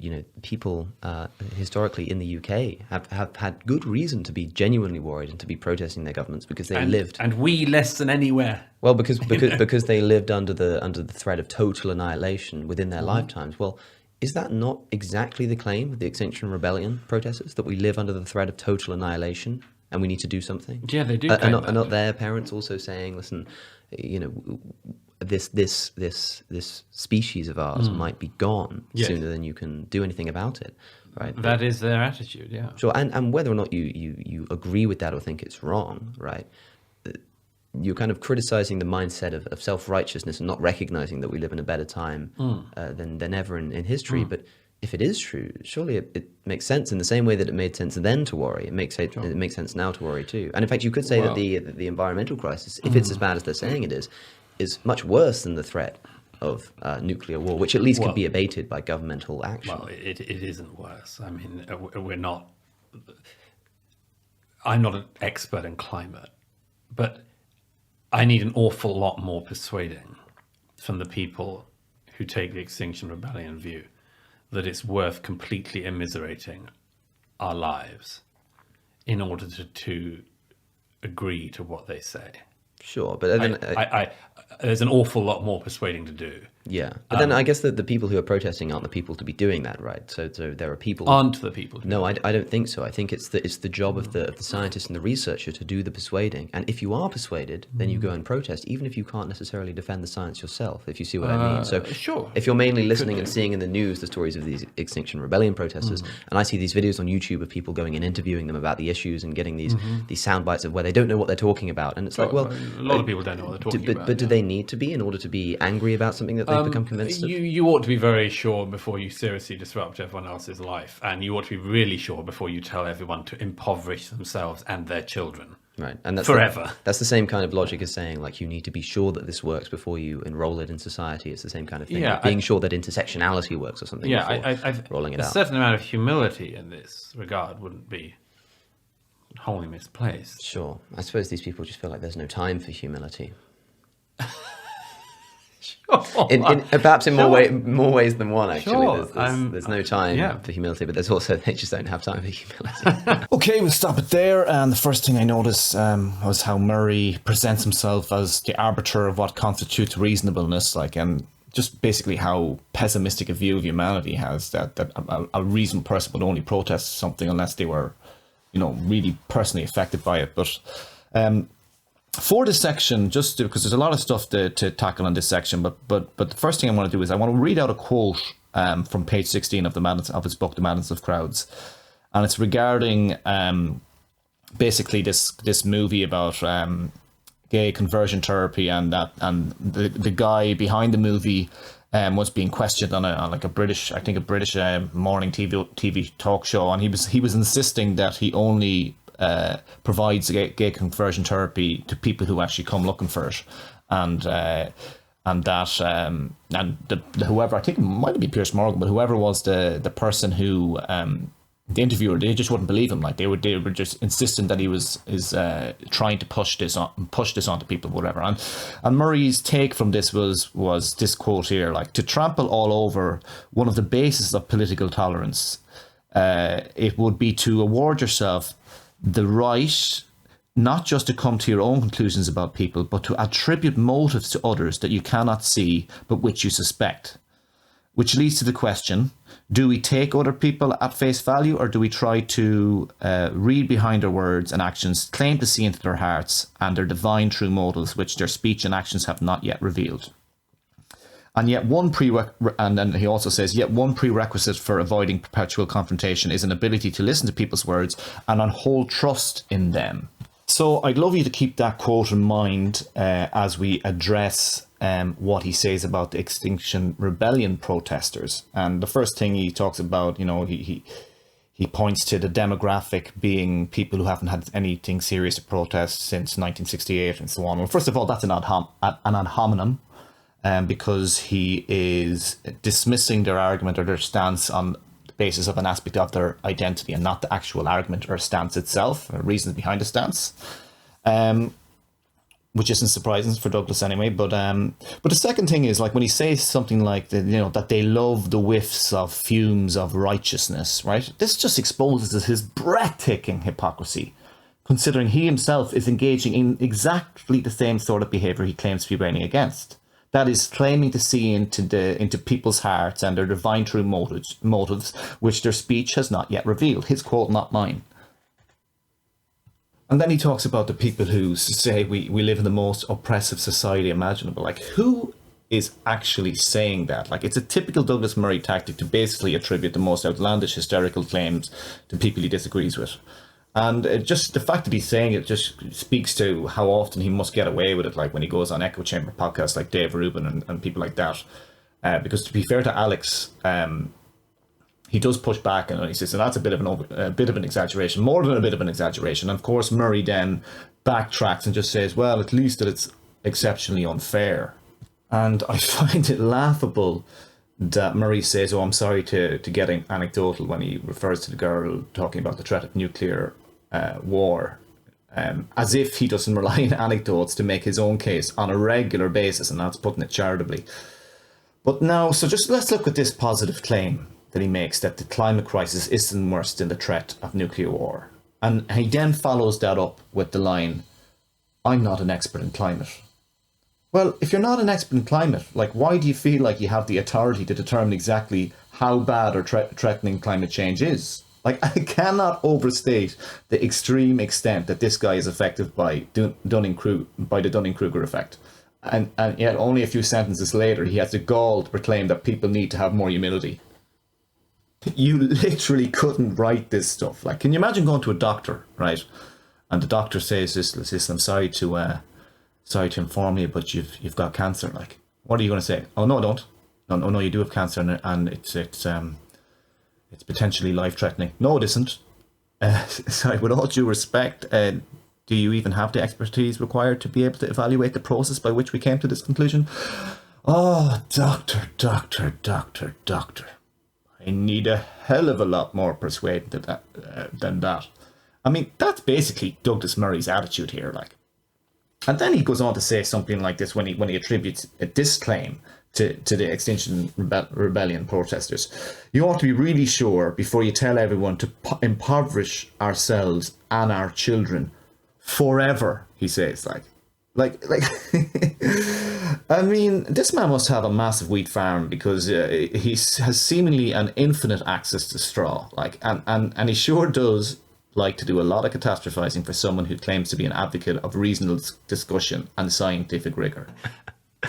I don't know, but I'm saying I'm just trying to kind of express, like, I wasn't on the street protesting with the Extinction Rebellion, but and yes, it's annoying when you can't get to work in the morning, but at the very least, I can kind of understand that if they've got, because take, for instance, like you say, if we lived in a racist society, then protesting against racism would, of course, make sense. And maybe the reason it would be a silly thing to do, in your view, is because the racism doesn't exist. It's like, but you can recognize that if it were true, like, those protests would be intense. If we lived in a genuinely racist society, you'd probably be okay with people blocking traffic in order to get that fixed. You might find better ways to address the problem than blocking traffic, but yeah. Well, of course, you would do what you could do. Because that's the problem, right? People feel the reason that this movement kind of sprung out of nowhere is because they feel like they've tried everything. I wouldn't like to compare the Extinction Rebellion with the Civil Rights Movement in America, but only in its methods. But one of the things, looking back historically at the Civil Rights Movement in America, which it's worth remembering, had an awful lot of support from non-Black Americans as well.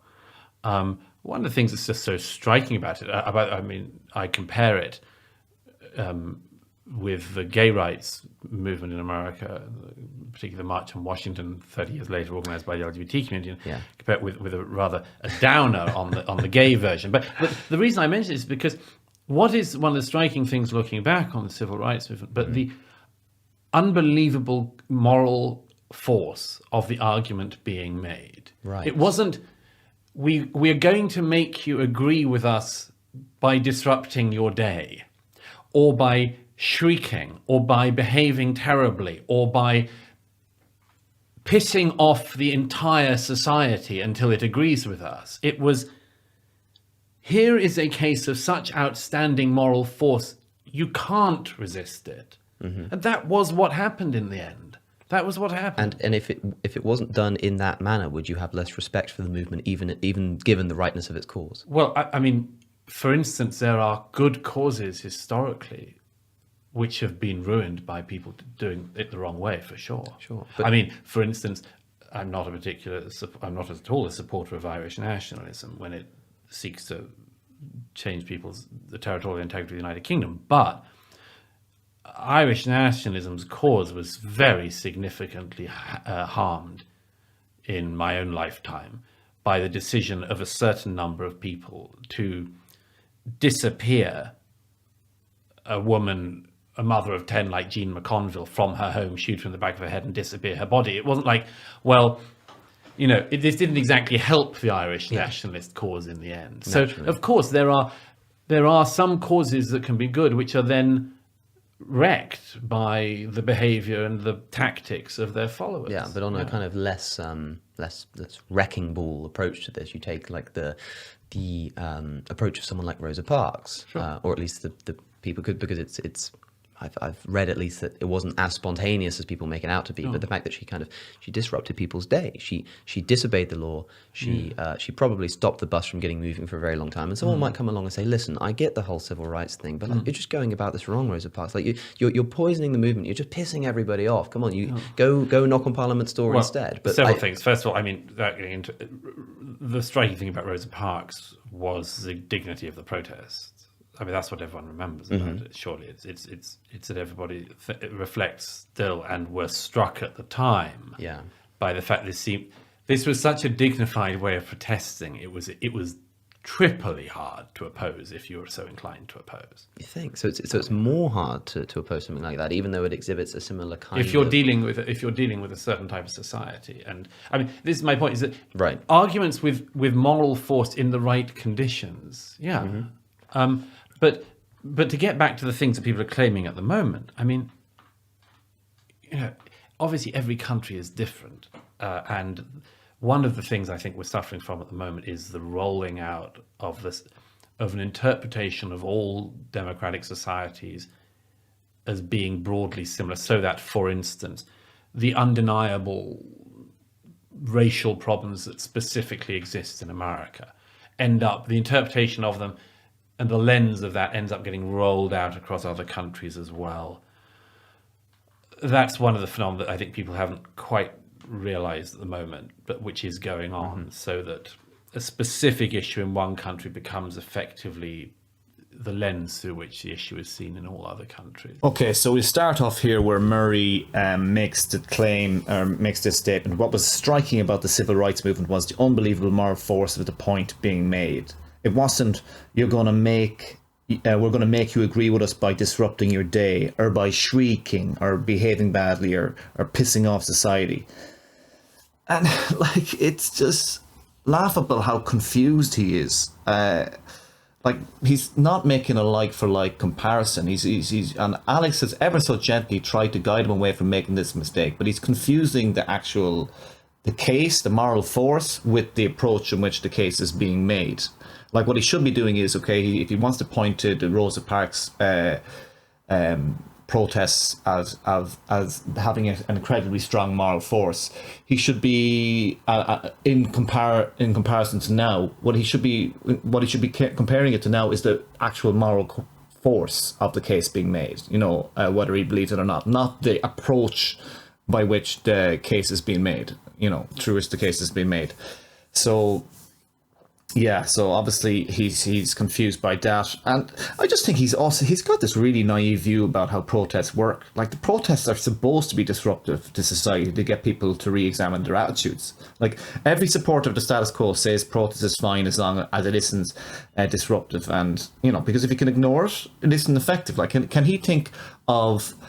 Alex probably should have asked him. Can he think of any protest in which wasn't disruptive in some way that was effective? Like, that should have been the question that Alex should have asked him. Like even the Rosa Parks protest was disruptive in its own way, that it was economically disruptive.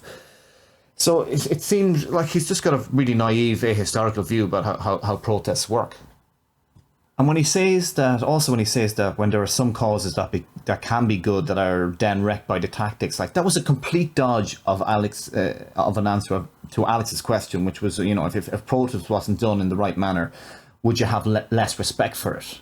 But in any case, when he says like there are good causes historically ruined by the approach, like he cites Irish nationalism, even though he then claims he's not even a fan of it. Like, you know, as he says, when it seeks to change the territorial integrity of the United Kingdom. Now, I won't lie, that phrase, the territorial integrity of the United Kingdom, it irked me, and I was going to go off on it a bit, but I just decided that it's just a rabbit hole that would hijack the whole critique if I was to address it properly, so I am going to leave it. But like, what I do want to draw your attention to is the spectacular own goal Murray scores here. Like, Alex asked a good question about what good causes have been ruined, about good causes being ruined by the methods of protest, and the only one he can think of is a case that he specifically stated that he doesn't even think was even a good cause. And to drive home his point, he says, there are examples of causes that can be good, that can be ruined by the methods, even though the example that you gave is a cause that you don't even think is good.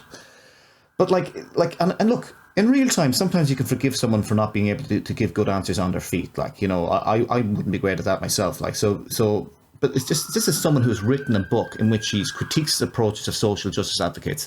And the fact that this is a question, and that he can answer a question, that is a pretty fundamental question that just came to Alex naturally, just showed that it's a question that didn't even occur to him. Like, you know, which just reveals the shallowness of his thinking and how blinkered he is in general. You know, like, it's also worth noting how ludicrous it is to place what happened to Jean McConville, you know, the approach of what happened to Jean McConville alongside, you know, the methods of stopping traffic, you know, of the Extinction Rebellion activists. So, yeah. What's also interesting about this interview is that it took place before the whole BLM movement that took place in 2020, and after this interview, and like, in many ways, you know, like, Murray seems to believe that the wrecking ball approach isn't effective. Like, and it's, you know, it's the wrecking ball approach he's railing against here. And if you look back at that movement, okay, there definitely were some excesses to that deserve to be called out. Like, I certainly don't condone like looting of stores, for example. Like, although it's hard to know what percentage of the people looting stores were actually the activists. Like, but I'm sure there are other excesses to the kind of the anti-racist protests that, like, you know, are worth calling out. I'll probably discuss, you know, I'll save a section for this video to discuss what I actually do think might be some valid claims of Murray, whatever. But yet the whole point is that, you know, that wrecking ball approach did actually result in some very positive immediate changes, you know, put into place as a result of all this shrieking that Murray, as Murray would call it, you know. So since George Floyd's death, 31 of the country's 100 largest cities have passed policies restricting the use of chokeholds in law enforcement, for example. Breonna's law has been passed in Louisville, Kentucky, banning the kind of no-knock search warrant that led to Breonna Taylor's death. New York State legislator repealed 50A, a former law that obscured police disciplinary records from the public. And in cities like Detroit, Buffalo, Dallas, and Charlotte, police departments are enacting and strengthening duty to intervene policies, which require officers to step in when their colleagues use excessive force. So, like, these are examples of positive changes that have resulted from that kind of wrecking ball approach came out of the wrecking ball approach of the BLM protests, you know. And of course there might be valid points to be making about excesses, but, like, you know, it just goes to show that the wrecking ball approach can work. There's a final point here that I want to discuss is regarding when Murray also says that the interpretation of the undeniable racial problems going on in America gets rolled out in other countries as well. Like, and in fairness, there might be some truth to that, but what's interesting is that in this interview, what's interesting basically is that Murray's chapter on race is very much dominated by his criticisms of the excesses of the anti-racism movements in America in and of themselves. You know, not just how it gets rolled out. It's mostly about, you know, focus on the excesses of those movements in and of themselves. Like, he doesn't give much of a rigorous analysis of how exactly it's been rolled out across other countries and in what ways the interpretations don't specifically or appropriately apply to the other countries. And I'm sure there is a case for that to be made, but he doesn't make much of one. Like, for example, he could have, he mentioned Rennie Edo-Lodge's book, Why I'm No Longer Talking to White People About Race, but and he could have provided a detailed critique of it, but it's just a few sentences berating her for telling stories of terrible incidents that happened in Britain in the past, and that was just in the opening of the book. He says nothing about the rest of the book, so he doesn't make this case well. And in many ways, the critique he makes applies to himself, because considering how fixated he is on American phenomenon when exploring the excesses of anti-racism, he himself is rolling out his own interpretation of these alleged excesses across other countries. So anyway, look, we'll move on to the next part. Yeah, That's definitely a problem. you mentioned earlier about a potential overcompensation for the historical abuses of racism, sexism, things like this. What kind of things are you talking about? I'm very interested in overreach because if you agree that there's been a historical problem, such as historically we've had, as I say, sexism, do you correct by getting to equal? Do you correct by overcorrecting for a period? Mm-hmm. If you believe that the swiftest way to correct it is to have a period of overcorrection, which I think a lot of people knowingly or otherwise do think is the case. Right. When in that case would you identify that the overcorrection had happened, and how would you get back to equal? And I'm very interested in this in each of the issues I write about in this book, because I think that an element of them has crept into each one. Mm-hmm. It was always there in the gay rights discussion. Were gays exactly the same as straights or slightly better? Okay. A weird, really uncomfortable, not that common, but it was there. It was there. Does sexuality matter or does it not? Right. Does sexuality matter? Does it not matter? Or does it matter more than anything else, for instance? Those are big differences just there. Are women exactly the same as men, or are they the same and magically better? Mm-hmm. Are black people the same as white people, or do they have something a bit better? Yeah. Now, I quoted, in the introduction, the talented young, as it happens, black American writer Coleman Hughes, who mentions that among his contemporaries in America, he couldn't help noticing in recent years that they seemed to think that he had some special moral insight because he was black. And that would be an example of overcorrection. You get past equal and go on to slightly better.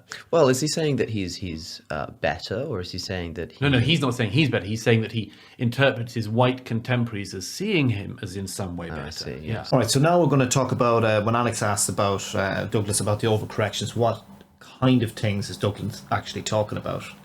And here you would think that this is Douglas' big chance to make his case, to get specific and to show just how dangerously far these overcorrections have gone. But he just rambles on with these vague musings about, are women as equal to men, or are they magically better? Are gays equal to straights or magically better? Are blacks equal to whites or magically better? And he finally comes up with a specific case of Coleman Hughes interpreting his contemporaries as thinking that he had some sort of moral insight because he's black. And that's the example he uses to drive home his case that these overcorrections are dangerous and we need to write a book about them. No, to be fair, I will say this. I'm going to be fair to Douglas Murray. He does come up with plenty of examples of this to back up the point in his book. Just stuff like Christine Lagarde, I think, saying something like, if Lehman Brothers was called Lehman Sisters, we wouldn't be in the problem that we are in now. There was a New York Times ran an article about someone who said, "Can my children be friends with white children?" So there is problematic. I mean, there are some problematic phenomena regarding the overcorrections out there. But I am going to point you to a section of Douglas' book regarding Google Images, and Douglas has a very conspiratorial take on Google Images now, and I'm after I'm going to be reading out a blog post from a guy called Alex Mason, who was doing a review of Douglas's book, and he's a computer scientist. So I'll basically read out what Douglas's takes on what was going on with the Google images is first, and then as a computer scientist, Alex Mason will explain that Douglas need not feel the need to concoct these baselessly conspiratorial narratives around the Google Images algorithm. So this is what Murray says in this book. If you search on Google Images for gay couple, you will get row after row of photos of happy gay couples. They are handsome gay people. But within just a couple of rows of images for straight couple, there are actually more photographs of gay couples than there are straight ones, even though straight couple is what the searcher has asked for. And he claims that the reason for this is because of human intervention at Google. And what appears to be happening is that something is being layered over a certain amount of MLF. It is the MLF plus some human agency. Dun, dun, dun. And this human agency seems to have decided to stick it to the people towards whom the programmers or their company feel angry. This would explain why the searches for black couples or gay couples give you what you want, whereas searches for white couples or straight couples are dominated by their opposites. Okay, so the key problem here is that Douglas Murray does not understand the basics of how Google search works. Now, I'm going to read out what Alex Mason says. Now, granted, I'm a computer scientist, so obviously I'm going to know more about this than Douglas Murray. But given he's putting this in a book, you'd have thought he'd have checked with some computer scientists that his claims weren't completely outlandish. But he did not do that, and it seriously harms the credibility of his work. All right, so he basically says that in terms of top search images, they rely far more on your search term appearing on the page containing the image. If the picture is placed directly next to the caption, then it's going to be prioritized by Google. Okay, so, and you don't think you need a degree in computer science to work this out. It's obvious from merely looking at the top results. And given just that piece of information, it should be clear why Murray's argument is preposterous. So he writes about the example of gay couple. If you search for gay couple, you're going to get gay couples because gay couples are described as gay couples in the pages that feature those images. But straight couples aren't widely described as straight couples unless it's contextually relevant they are straight, or if it's an LGBTQ plus source. Everyone else just calls them couples. All right, so for straight couple, we see the top result is an image, when you type in straight, it's from a BBC article about a straight couple wanting a civil partnership, which makes sense for why it called them a straight couple. The second result is a 2015 article in an LGBT publication about a married straight couple in Australia who vowed to get divorced in protest if gay marriage was legalised. Gay marriage was legalised in Australia and the couple promptly reneged on their vow. The third result is almost a complete opposite of the second, in that it's a story about a straight couple getting married after 6 years of refusing to, in protest to gay marriage not being legal in the US. The fourth result is a story about a straight couple in Austria applying for a civil partnership, which was introduced solely for gay couples. And finally, the fifth result is a story in a gay sports publication about a straight couple who met while participating in the DC Gay Flag Football League as straight allies. So, of the first 10 results, 4 of them are from gay websites that happen to have articles containing the phrase straight couple in them. This should not be surprising. Google Images search prefers images from news sources because these sources produce a lot of content that is linked to a lot. Okay, so, and then he points that if you search in the couple, the term just couple by itself, there's a massive difference. Not a pride flag in sight, and the only black faces are silhouettes. And he says, I kept scrolling to see when the first gay couple would appear, and it was around the 57th image. So, and he says, if I were using Douglas Murray's argument, I could say it's clearly because the staff at Google have a large bias against the gays and have doctored the algorithm to try and indoctrinate us all. So you can see how absolutely ludicrous Murray's argument here. And you can just see how far down the rabbit hole of delusion the man is. And I guess maybe we can give him credit for having a wild imagination, but this is a guy who presents himself as some kind of, intellectual and rigorous researcher.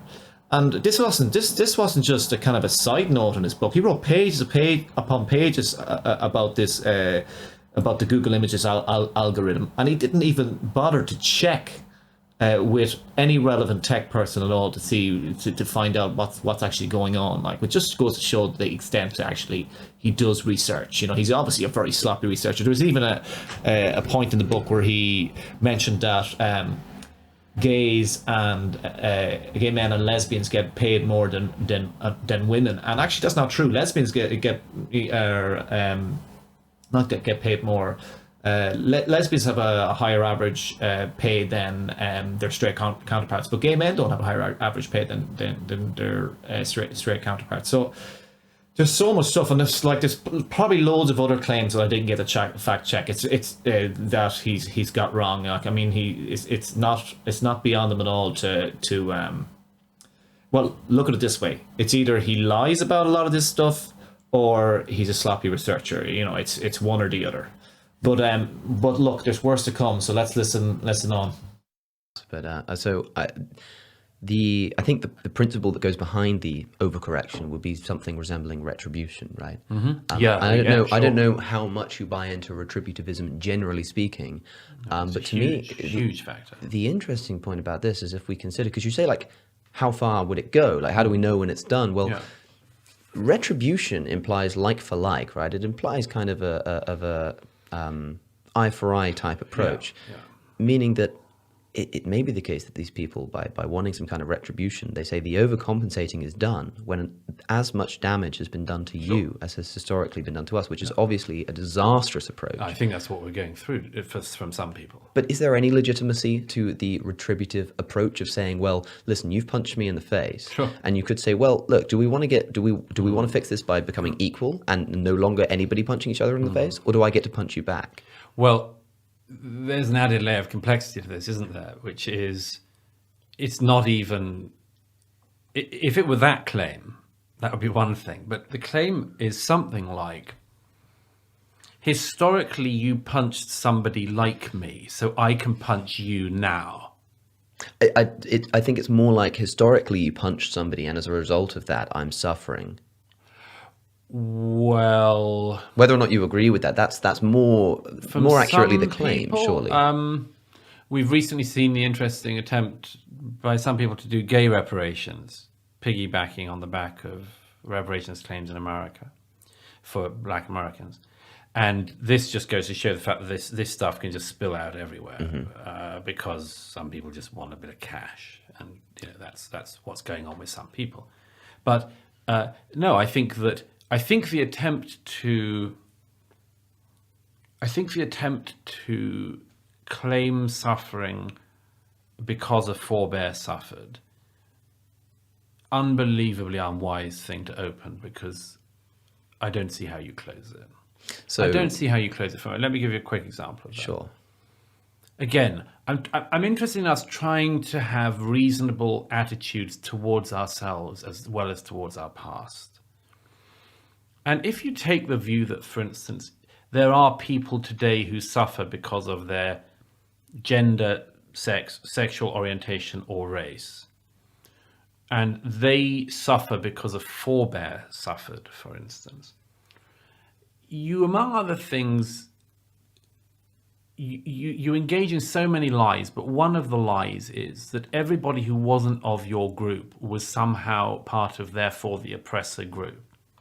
So that an average white British person today must in some way put up with some overcompensation the other way, when in actual fact most of our own ancestors did not spend the 15th, 16th, 17th, 18th and 19th century just living in clover, but scratched out a living, died far too young, had lives of horrible toil to just provide for their families. And it wasn't like they were massive beneficiaries of some patriarchal, systemically racist society. It's such an unfair interpretation of what our forebears went through in a country like Britain. I mean, there's a lot to unpack there. I mean, I suppose you could say that they perhaps were to say that they were benefiting seems ridiculous because they were suffering so much, but you could still say that perhaps they were suffering less than other people were. But again, we get into this, I mean, whether they were suffering or not. I mean, yeah, but it doesn't matter. Weigh right? this stuff up. Of course, it's a silly argument, but allow me to kind of represent it in the way that I would present it were I making it. Sure. Not that I probably would, but also the way that I feel like is perhaps the argument, and people who are putting it the way you're putting it are not fully understanding the point, which is like, it's not that somebody in my ancestry suffered, and because they suffered at the hands of somebody else, if you're a descendant of that somebody else, you deserve the retribution. It's like, well, not only have I suffered as a result of that historical injustice, but you've benefited from it. So it's not by virtue of you being part of the ancestry that caused the harm in the past. It's by virtue of you now benefiting from that, right? That's the argument I hear. How would you respond to that version? But well, there are so many things. One problem in this whole thing is, like, who's going to do the accounting on this? Like, seriously, who are the accountants of this? I mean, people are trying. Oh yeah, the people who are trying are the people who also want to be the beneficiaries. Not entirely coincidental, this. I mean, what if we agreed, for instance, that we should draw up a list of suffering people in history and find a way to compensate people for it? Yeah. We might find, for instance, that at the top of the list of races that have suffered are the Jews. Do we do some massive house-to-house money taking and give it to the Jews? I mean, I just... Where on earth would this end? You know, well, presumably it would end after that if we managed to actually account for everything. Because, of course, like... How about another... I mean, if you wanted... here's one that would easily follow that. Yeah. My forebears did more to fight for this country and its liberties than your forebears. Therefore, I deserve more of the liberty. Wow. Okay, people could do that. They could. They could easily do that. But they wouldn't, because that would be silly, right? But well, it's all silly at some point, because we're looking at history as some kind of bank that where deposits have been put that are being kept from us. Yeah. And that at some point in our lifetimes we can pull the lever, ka-ching. And the interest rates are pretty high. And I, as I say, if you start this game, what's the end? I just think a reasonable attitude towards history, among other things, would help us to have a more reasonable attitude towards the present. So Alex, when talking about the principle of retribution entailing, as he puts it, the overcorrection is done when as much damage is done to you as has been done to us historically. And without hesitation, Murray agrees with this. I think that's what we're going through now from some people, like, and that's not exactly what the picture he painted when he had a chance to talk about the overcorrections, and he brought up the Coleman Hughes case, like, you know. So actually, really, what the SJWs and anti-racists want is to make white slaves again, or at the very least, deprive whites of our civil rights. But yeah, look. So look, it is ludicrous, but like the claim is when he says that, like, when he's making what he thinks the claim that the people who are pushing for reparations is, he makes this unbelievable straw man claim. I don't know how anybody who's written a book about this could present the claim about reparations the way he did. But this is what he says: historically, you punch somebody like me, so I can punch you now. And if you watch back the clip, if you see the sinister look in his eyes, he delivers that line with so much venom, you know, so which almost scared me, to be honest. Like, but Alex then sort of calls him out and says, no, historically you punched somebody, and as a result of that I'm suffering. Now, I wouldn't quite put it that way myself. I'd maybe put it something like, historically your ancestors oppressed my ancestors and deprived them of the opportunity to benefit from the fruits of the economic development of the country, and as a result I'm disadvantaged, and you've benefited from the generational wealth that has been accrued, passed on and built upon from ancestor to ancestor. But in any case, I'm not going to call Douglas Murray a white supremacist, like, but when you hear the types of things he's saying here, it's not hard to conclude that at the very least he's a useful idiot for white supremacists. Like, you know, when he's agreeing with the idea that the anti-racists want eye for eye retribution, and you know exactly what that would entail. Like, you know, at the very least, you know, whites being deprived of their civil rights. Or when he says something, they're saying this historically, you punched somebody like me, so I get to punch you back. Like, would anybody be really surprised if they heard that kind of rhetoric being spoken at a white supremacist rally? Like, you know, trying to incite rage in the white people and fear about what these people are actually, what the anti-racists are actually about. Would anybody really be surprised by that? And it's also very interesting to see Murray squirm when he gets called out by Alex on his straw man. And of course, because Murray is so bad fate, he doesn't acknowledge it, and he goes back to his old deflection tactics and changes the topic to talking about gay reparations, which is completely irrelevant to whether he accurately characterized the claims of people looking for justice and reparations. And then when Murray claims, like, says, to claim suffering because a forebear suffered, an unbelievable wise thing to open, because how can you close it? And he goes on to justify that by saying, you know, most of our ancestors in the 15th, 16th, 17th, 18th centuries didn't live in clover, they suffered a lot, you know, which would be fair enough. But like Alex explains to Douglas, that the activists are saying, not only have I suffered from historical injustice, but you've benefited. And firstly, when Murray says, how can you close it? Like, that's not relevant to whether the claim of present-day suffering is due to past wrongdoings is actually valid or not. And, like, sure, Murray can go back to the 15th, 16th century and so on, like, because, like, it's hard not to agree that history was terrible for almost everyone. But the thing is, reparations aren't about getting revenge for historical suffering. Like, they are about fixing very real inequities, the cause of which can be traced back to historic discrimination in a much more tangible way than looking back to the 15th, 16th centuries. Like, it's still worth reminding ourselves that it was, you know, that it was 246 years of chattel slavery, of course, but discriminatory policies carried on right through into the 20th century, including the Jim Crow era's black codes, strictly limiting opportunity in many southern states, the GI Bill, the New Deal's Fair Labour Standards Act's exemption of the domestic agricultural and service occupations, and redlining. Like, all this stuff, you know, isn't that long ago. And I'm talking about American phenomena, because that's what Murray mostly focuses when it comes to race in his book. Like, so wealth was taken from these communities before it had the opportunity to grow. That's the point. So the history matters when analysing modern day inequality, partly because its legacy is passed down from generation to generation through unequal monetary inheritances. That's the point. And never mind that there's still evidence of discrimination today. Like, a lot of this other stuff isn't that long ago. So there are still plenty of black people alive today who lived through Jim Crow, for example. So Murray's harking back to the 15th, 16th century is either really, really disingenuous or just plain ignorant. Like, so according to Redfin, no less, black families have lost out on at least $212,000 in personal wealth over the last 40 years because their homes were redlined. And if Murray wants to dispute all these claims, he's more than welcome to do so. But the fact that he doesn't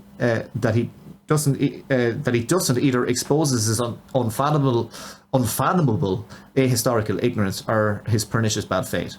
So personally, I think he's kind of both ignorant and bad fate. I should probably point out, like, that there is also a global backdrop to all this, and, like, you know, of course, there have been many atrocities committed by many peoples over the years, the centuries, and so on. Like, but the difference is regarding Western imperialism is that we can see tangible effects of it in the present. Like, you know, the West still exploits the third world for resources, labor, capital.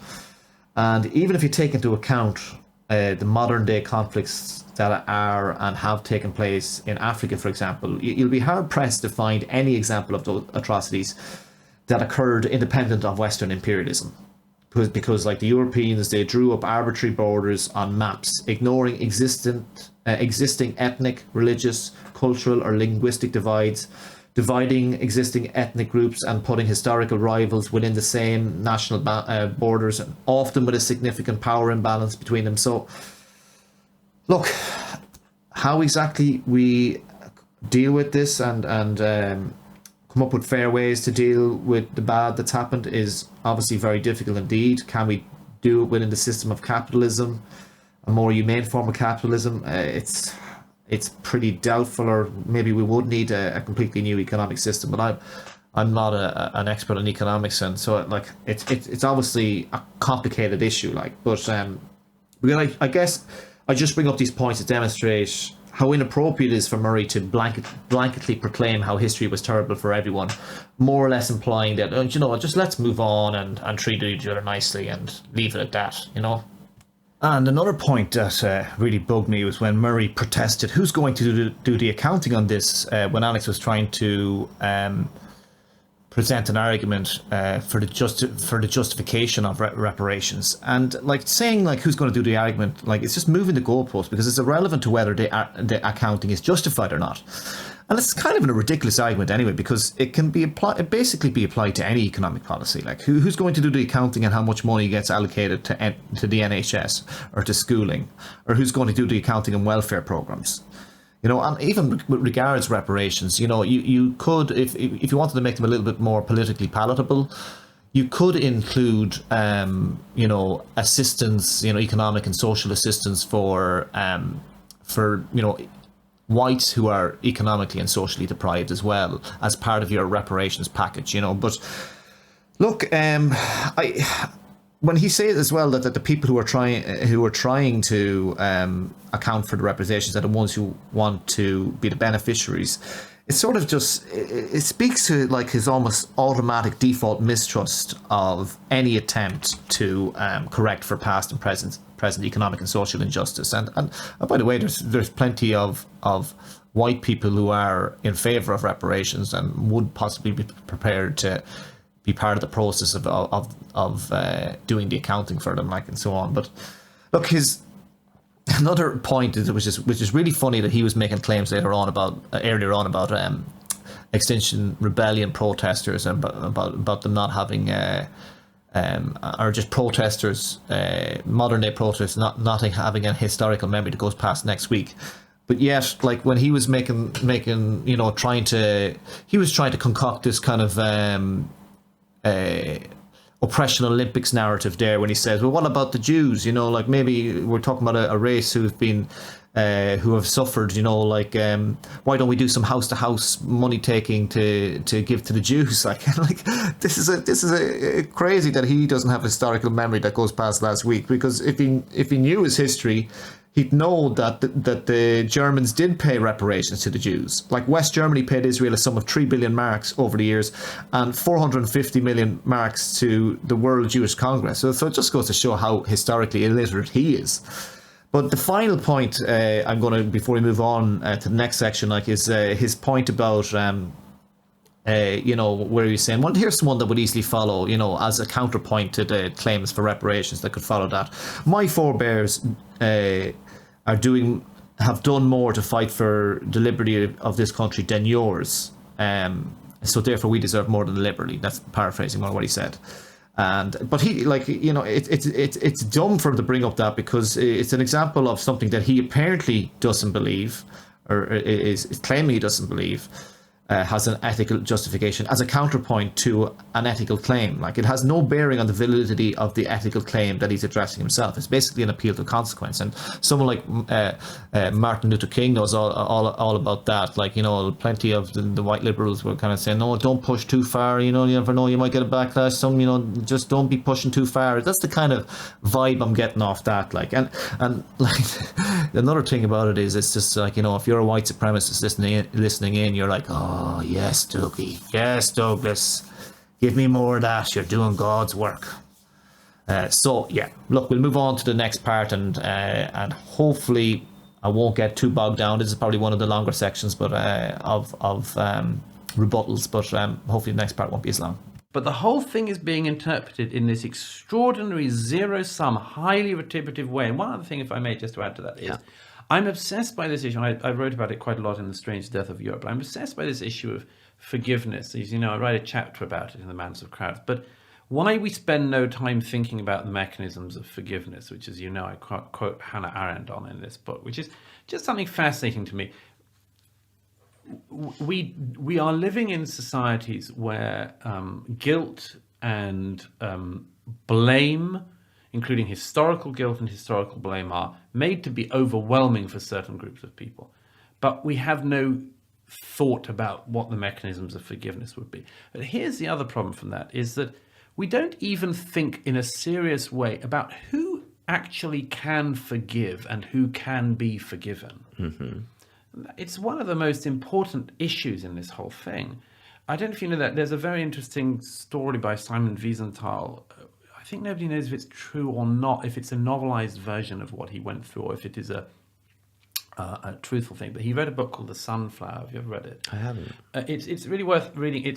It's an account of a man like Wiesenthal in the camps who is pulled aside from a queue of workers and slave laborers, and is taken to the deathbed of a dying Nazi who basically wants to confess about a terrible crime he's committed in a village where they burned a village to death.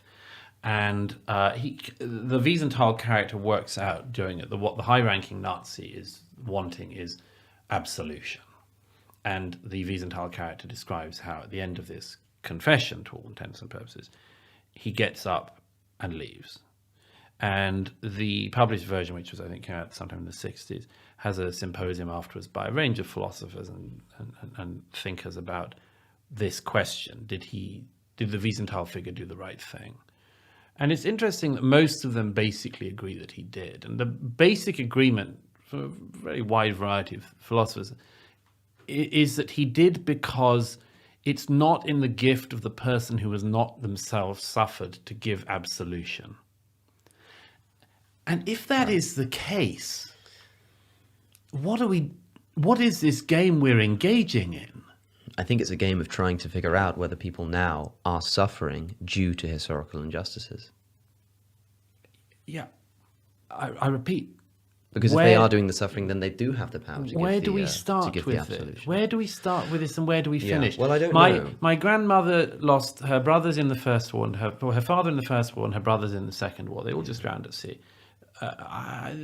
She didn't spend the rest of her life looking for vengeance on this, or indeed compensation for it. Yes. History was horrible for everybody. Yeah. And we can't engage in this, as I say, in this mad accounting book.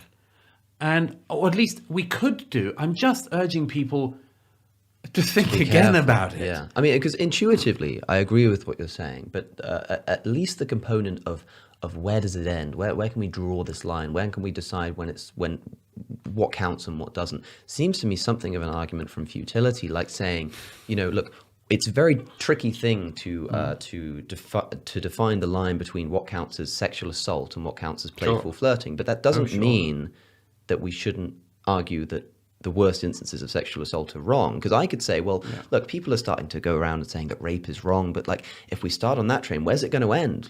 Is sexual assault wrong? Sure. Is this wrong? Is this wrong? And you get nearer to the line, but it's like, so what if we don't know where it ends? Surely there are some really injustices. Easy. That one's really easy by comparison, because, rape's against the law. It's a crime. We're talking about the ethics of this, right? Not what is currently legal, but what we should be doing, how we should be designing society. Well, as I say, the laws on rape are pretty good for a pretty good reason, which is actually there is a identifiable line. It's not always as easy as we might wish it to be to actually prove that in a court of law, because by nature you're dealing with two people's testimony of an event. But the reason why that line is drawn clearly in the law, at any rate, is because the law recognizes, as our society does, that there is a big difference if one person withholds consent and nevertheless is abused. Sure. Obviously, the specificities of that example are perhaps not the most appropriate or easy to talk about, but the point remaining that just because we don't know where it would end or where the line would be drawn doesn't mean that there isn't some line to be drawn, even if it's more of a kind of a hazy mist rather than a definitive line. Sure, but then again, if we agree that historically there have been injustices, and then we try to work out what injustices may still be occurring today, why would any reasonable criticism of it, instead of engaging in an attempt to gather as broad a coalition as possible to address that specific thing, said, actually, the problem is that your society, our society, is racist, cis, patriarchal, white supremacist, etc., etc. the worst way to get a consensus on some of these things. Okay, I promise not to get too bogged down on this section. Just remember the first thing he said there, like that the whole thing is being interpreted in this zero-sum, highly retributive way, and I just can't help but feel he's talking about himself there. And even just the rhetorics like he uses, like, what is this game we're playing? And I've heard him use that rhetoric in other interviews as well, like, and it's just such a dismissive way to put it, you know, like, but just regarding this point where he says I'm obsessed by this issue of forgiveness, and that, you know, we don't think about in a serious way about who can forgive and who can be forgiven, like, that may be the case, and there might well need to be a discussion about that, you know, in our societies. But, like, surely a good place to start would be to acknowledge wrongdoing. Like, for example, take Britain's colonialization of India. Like, Britain has never even apologized for 300 years of divide and conquer in that country. No head of state or monarch has ever apologized to India for it. And I think the same applies to other colonies in Africa, such as Nigeria and Kenya and so on. I think the Queen, I suppose, gave a sort of apology to victims of the Troubles in Northern Ireland. Like, she said something like sincere thoughts and deep sympathies. Like, but the point remains, look, in his book, a chapter on forgiveness in the Madness of Crowds, he brings up some decent points, like about, you know, this area. There was one example was the NASCAR driver called, I think, Connor Daly, and, you know, he lost his sponsorship on the basis that his father had been racist in the past, and obviously something like that isn't good. And he does bring up lots of examples like that, but I don't think bringing up those, I think it's a bit sneaky to bring up those examples of forgiveness in the context of a discussion about reparations. You know, forgiveness is absolutely important, but you can't have forgiveness if you are so hostile to this idea of acknowledging past wrongdoings and ways in which you have benefited from these wrongdoings in a tangible way in the present day. You know, so. And then going back to the whole, when Alex says, I think it's a game about figuring out, you know, what injustices have taken place and how we can correct for them. And he goes, he goes, where do we start with this and where do we finish this? I think he misunderstands Alex's point about drawing the line. But, like, this whole where do we start, where do we finish? Alex just more or less calls him out and saying it's an argument from futility. And then when he does that, Murray again moves the goalposts by bemoaning the approach of saying we live in a racist the approach of the social justice warriors saying that we live in a racist patriarchal society. You know, so you can see that these constantly moving the goalposts and not actually addressing the heart of the matter. I say this, as you know, in the trans chapter, where I lay out, I think, as humanely and as carefully as possible, what it would look like to try to get a coalition of support for legitimate claims within this area. Mm-hmm. And as you know, what I find striking about it is that none of it has been done. None of it. Oh, well, maybe the reason it's not been done is because for you think that the unlocking of trans ultimately leads to an enormous amount of oppression to gays and the disappearance of gay men and women. So maybe that's the reason it's not been done. But I'll let you carry on. Mm-hmm. That instead of getting a coalition of reasonable people to address, for instance, the really unfortunate situation that some people have when they're born so-called intersex, you know, with unclear genitalia, like really just a terrible start in life, not life-ending, but just not an optimal start. Why did people skip over that and go straight to, or at least very swiftly to, say the big bearded man is a penis is a woman, or you're a bigot? When alleged rights claims do not go down a reasonable route like that, but instead run to the most unreasonable claim and demand that you agree with it, it's no surprise that they're not going to work. And again, this point about big beards and the big, you know, that trans women have big beards, that seems to run directly against your point about trans women being all about the embodiment of stereotypes of women that the feminists have been trying to get away from, because I don't remember big beards ever being part of what constitutes the embodiment of a stereotype of woman. But yeah, again, it's just so, like, the arrogance of Murray it just knows no bounds, like, because the fact that he thinks that he laid out humanely and as carefully as possible what it would look like to get a coalition of support from reasonable people of how we're going to, to deal with legitimate claims in this area, in the area of the trans conversation, like. And it's just, again, this sentiment, it just shows his breathtaking arrogance and the level of self-aggrandizement that he feels, like that he can be more of an arbiter of what constitutes legitimate claims than specialists who have been researching this topic for decades and most of the time have come to conclusions that run counter to what he does, like the medical professionals and then endocrinologists, so it's pretty incredible to witness. And there's hardly any meat to the bone of his claim anyway, because having read his book, like all he basically does is just say, argue that we should recognize intersex people as a hardware issue and have compassion for them, and we should also acknowledge that some transsexuals sincerely do believe that they're born in the wrong body, and that's just how he puts it. I mean, like most of the rest of the chapter is just scaremongering anecdotes, with telling only one side of the story. But even his point about intersex people, like, is a lot of them would be pretty insulted by that, because he's sort of making the point when he says it's a terrible start in life, and it's reinforcing this notion that there's actually something wrong with him, which a lot of them would dismiss or reject, I should say, which leads me to wonder how many actual intersex people he's actually talked to. But in any case, we'll move on. So this is more of a criticism of kind of the approach that's being taken rather than the ontology of the point. Well, it's not just the approach, because I think the approach betrays something important, which the counterintuitive fact that a coalition is not what they're after. I see. Yes, yeah, that makes sense, I suppose. That's an interesting argument. It's very counterintuitive, because most of us assume if you want people to agree with you, you will be trying to get a consensus of agreement.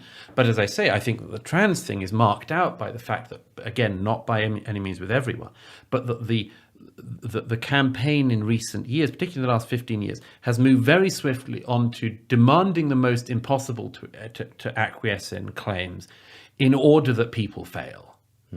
And it's why you can predict with 100% accuracy who's going to grab onto the latest trans claim. And they are always the people who, in every case, the people who want to completely change the society we're in for some other reason.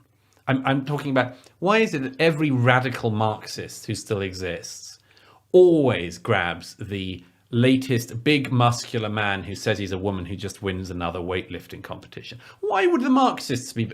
Because they don't care about the weightlifting. They care because it undermines a certainty in the society they wish to critique. Right. Even if they're trying to critique it in another way. Yeah. The idea that it can be critiqued. They grab the male to female trans people. You see it at the moment. It's going on at the moment since Stonewall Group, sort of basically the founders of Stonewall, split in the last week, because not before time, a number of the L's and G's and the B's realized that the T's were a problem, and certainly weren't in the same category on a range of rights claims.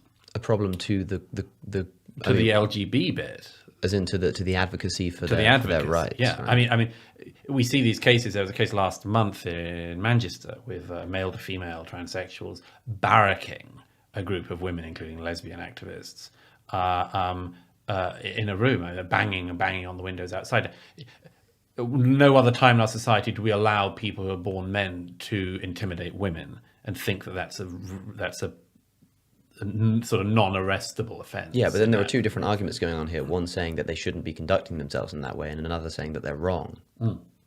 Well, I think they're both. And you're making both. I think the first betrays the second on this occasion. I think the extraordinary rage the first male to female transsexuals express towards women in particular is a heck of a giveaway. It's a heck of a giveaway. First betrays the second because you think that if your cause was right, then that would entail you wanting to approach it in this manner. And since you're not approaching it in this manner, that implies that the cause is wrong?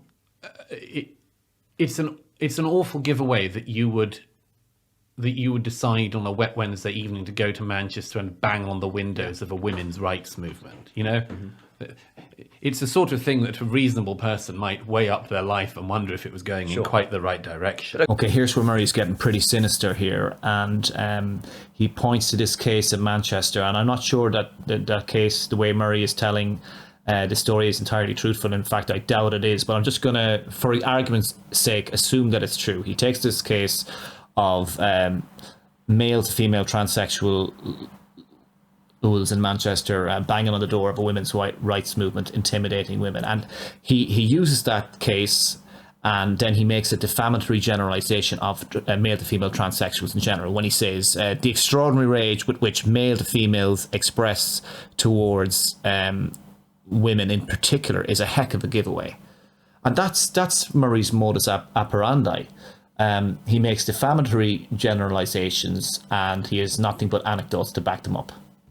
And then he says, you can tell with 100% accuracy, no less, that the people who will grab on to the latest trans claim. And he says in every case, it's always the radical Marxists. He says, why is it always the Marxists that grab onto these claims? Because they want to underline the a certainty of the society that we live in. This just claim is completely divorced from reality. And I just wonder what sort of cuckoo land is he living in? 100% accuracy. So people like Selena Gomez, Megan Rapinoe, Miley Cyrus, they're all Marxists. I mean, I'm not sure that story checks out. But it is such a bogus point, because there are plenty of Marxists who are either silent on the issue or openly critical of some of the claims coming out of trans activism. Slavoj Žižek is perhaps one of the most famous Marxists, public Marxists in the world right now, and he's been open about his critiques. He's not grabbing on to all the latest trans claims. He's made videos about what he considers to be transgender dogma. And there's other Marxist YouTube channels like Zero Books who have expressed skepticisms of some of the claims on trans. There's a Marxist online blog called Redline, which also has a less than favourable view of what it calls trans ideology. Mary Davis of the Communist Party in Britain is another critic. And just loads of arguments all over about transgenderism all over Marxist threads on Reddit. For that matter, you'll also find loads of debates between Marxists and intersectionalists. So this view of Murray is just so divorced from reality that it just beggars belief. And which is not to say that there aren't also many Marxists who do support trans rights, of course. But for Murray to attribute this support to nefarious motives only is so dishonest, and it runs directly against this principle of charity that he claims to champion in his book. He's essentially playing God and granting himself this infallible ability to see into the heart of every single Marxist. Okay, so the wrongness of these people, are they wrong?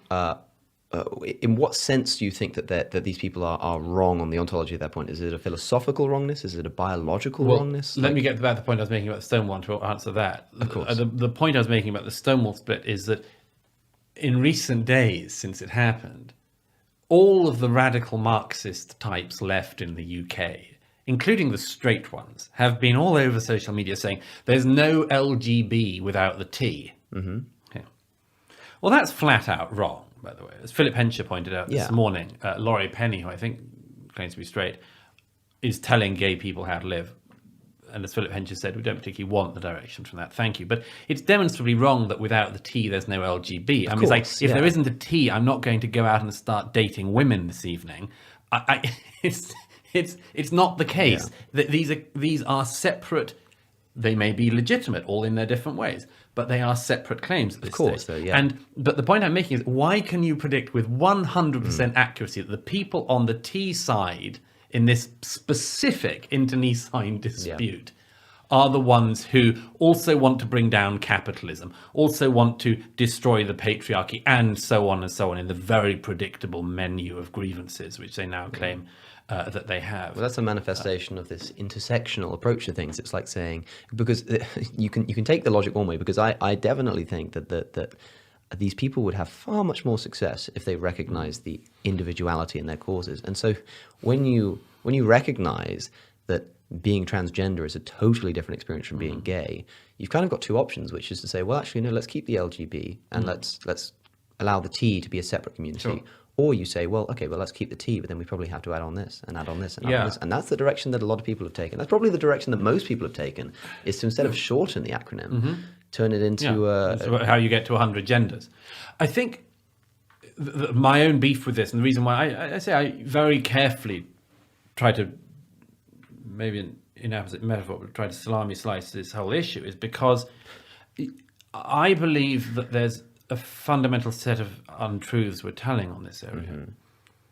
I don't think there are 100 genders. I don't think that the non-binary thing exists. Is that you being unconvinced, or you believing that it's false? Nobody has yet convinced me. I believe it is false, but I'm totally open for convincing. But those two aren't the same thing, surely. To say that something, to say that you're unconvinced of something, and to have the active belief that it's false, right? Well, they can be. I mean, the first bit is a politer way of saying the second. But I'm asking which you believe, because the reason being, if you just say that I'm unconvinced by the claim, then you can say that with no problem. But if you say that it's false, then you've got your own proving to do. No, I don't. No. Hang on. If you think it's not the case, there are more than two sexes. Or if you are unconvinced that it is the case, which isn't the same thing. Okay. Well, it's not for me to prove that there are two sexes. Of course it's not. The arrangements on the chromosomes have been of course it's not on you. It's not on you to claim. It's not on you to prove that there are two genders, unless you claim that there are. In which case, you're making a claim that requires some justification. That's a different thing from saying I'm unconvinced of the claim. I'm that there happy are more. to hand over the defense to any biologist. But now, I mean, that sounds like when you go to an Extinction Rebellion protester and they say, well, look, I'm going to hand this off to the scientists, go and speak to them. Is that not kind of a similar thing that's going on here? XXXY chromosomes, very well understood. Okay. Yeah. I'm happy to keep my faith in that. Yeah. I'm perfectly happy to keep my faith in it. When people come along and claim, actually, there are 100 genders, such as two-spirit, genderqueer. But bearing in mind, these people don't see gender as informed by chromosomes; they see sex as informed by chromosomes. Yeah, well, that's one of the slips that happened in recent decades. Was a turning of sex into gender, which we're now reaping the rewards of this. Basically, the social sciences holding themselves out as sciences, which has had caused an incredible amount of damage and not produced very much light in the decades since this was permitted to happen in the academy primarily. But no, the whole claim is based on the way that an individual feels, and it's very unclear, among other things, why we should change our interpretation or our understanding of science based on the way in which people feel. I think that there's a way to approach this in a humane manner, which I try to do, and in person and in practice, as well as in my writing on this issue. You know, I'm not interested in just trying to upset people. I am interested in trying to understand what is going on. Yeah. What I find upsetting is when, as I say, a claim that has no basis is then used to bully people into not believing what has been scientifically known for an awfully long time. And see, one of the reasons why I found the trans thing so interesting when it's really came flooding into the mainstream in the last decade or so, is that I noticed the people who were having problems with it were very often people who didn't have any problems with any previous rights claim of any kind. Yeah. And I see. You kept coming across the same thing, which was expressed to me actually once by a scientist friend at one of the main universities here, who said, I just can't do it, Douglas, because it's the first time that we scientists have been asked to say something that isn't true. Like, it hasn't happened before in my career or in my lifetime. And that is something that should worry people. Of course. And when people say, well, why don't you just say it for politeness' sake? Yeah, you can do it in politeness' sake in a social situation, at a dinner party. You're not going to say to the transsexual, hey, sir, or whatever. It's like, Don't be a dick. Unless you're Ben Shapiro. But, well, actually, I think Ben Shapiro was incredibly restrained in that particular encounter. But yeah, so first of all, he does actually have a point about the LGBs not belonging to the same category as the Ts, because the LGBs, after all, are looking for acceptance on the basis of their sexuality, while the Ts, as he put it, are looking for acceptance on the basis of their gender identity and gender expression and so on. So, yeah, they do belong to different categories in some ways. And after all, as well, like you can be a trans woman and still be attracted to women, and you can be a trans man and still be attracted to men. A lot of people have that misunderstanding that they assume that just because someone's a trans woman, that therefore they must be attracted to men, and vice versa. But that's not necessarily the case. But in any case, yeah, like having read through and spoken to some people in the LGBT community, and having read through some threads on Reddit and stuff, you know, there are certainly some gay men, lesbians, and bisexuals who feel like they shouldn't have the responsibility to have to fight for trans causes, because they have their own cause to fight for, and just to add all these other causes, it feels to them like it's too heavy a burden for them to have to shoulder. So yeah, a lot of them do feel like that, and maybe there's also the fact that they feel that they're a little bit closer to acceptance than the trans people, or maybe a lot closer to acceptance than trans people, who are very, very far away from being accepted in society, in wider society, and that they don't want to be associated with that.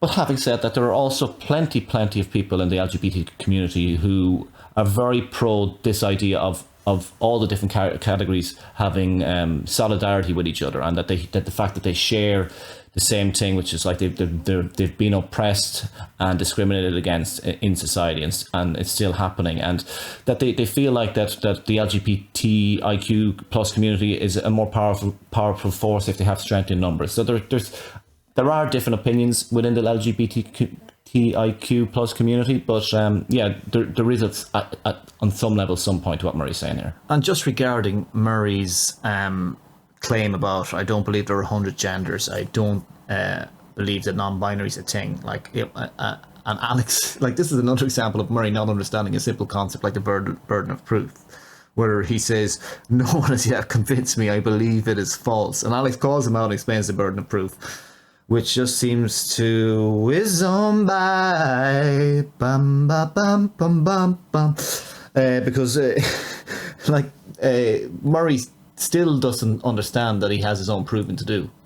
When you're saying something is false, you have to prove that it's false. Like, it's pretty straightforward stuff. Like, and when he's pushed on it, when Alex pushes him on it more, of course, then Murray changes his claim to, it's not on me to prove that there aren't two sexes. When his original claim was, I don't believe that there are 100 genders, or that non-binary is a thing. And again, Murray seems to be not understanding that these people, whether it's true or not, which Alex does point out, make a distinction between sex and gender. Like to say, sex refers to the different biological and physiological characteristics of males and females, such as reproductive organs, chromosomes, hormones, etc. Gender refers to the socially constructed characteristics of women and men, such as norms, roles, and relationships of and between groups of women and men. Then when Murray says that he just hands over the defence to any biology, Alex sharply, in fairness to him, calls him out and says, you actually sound a bit like the Extinction Rebellion protesters who are handing over their case to the scientists. But of course, with Murray, he's happy to hand over the defence of science when it suits his political agenda, but he'll reject it when it doesn't, for example, with the case of the climate change. And I'll just to the point where he talks about Ben Shapiro being incredibly restrained. Of course, like with Murray, like he, when it comes to his conservative friends, you can seems to be able to see them doing no wrong. But like, he did document that in his book, that encounter with Zoe Tur in his book, and he painted Shapiro as really gentlemanly in that book. But actually, Shapiro was the first one to be antagonistic in it. Like, he's the first one to say, why are we mainstreaming delusion on national television when it is obvious, he was referring to the likes of Zoe Tur. And the most charitable interpretation I take of that was that it was just tactless. So, and yes, she responded poorly, and the panel members should have called her out on her threat, because she did threaten them, saying that you know, if you keep that up, you'll go home in an ambulance. Like, but they were discussing Caitlyn Jenner, and Murray describes it in the book as Shapiro misgendering her, or calling her a him in passing, when it wasn't in passing. He was he deliberately misgendered her. And what also was curious was there's a lot of parts of the story there that were missing. Like Shapiro was, you know, making declarations like, well, if you want to mutilate your body, that's fine, that's your choice. You know, this kind of notion of mutilating your body, it really is very degrading, you know. And he also says made his declaration that I don't hate anyone with a mental illness, and drew parallels with his grandfather, who went to a mental institution and taught that the radio was speaking to him, and that was all missing from Murray's account of that encounter. And it's curious that it's missing, because like here we have a man who is 100% immovable in his conviction that transgender people have a mental illness. Like there's no open discussion, totally immovable. And I'm just wondering, like, is this Murray's idea of an open discussion? He claims to be about open discussion about the topic, and to be open that maybe it's a mental illness. But if he can't actually call out his friend Ben Shapiro and say, no, this isn't what the open discussion should entail, I think that is very, very revealing of Murray's true motives here. But you know, you don't do it in that situation. But again, if you are asked,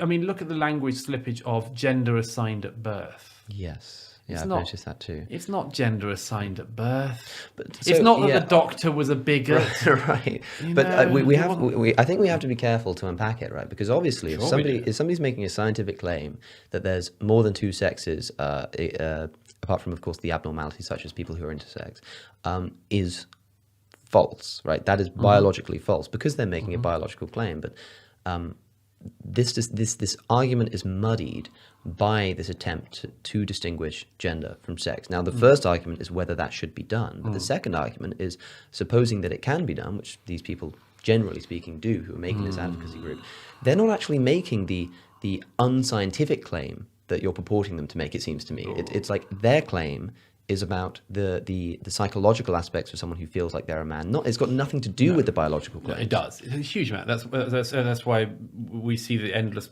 push for the changing of sex at birth on birth certificates. Of course they are.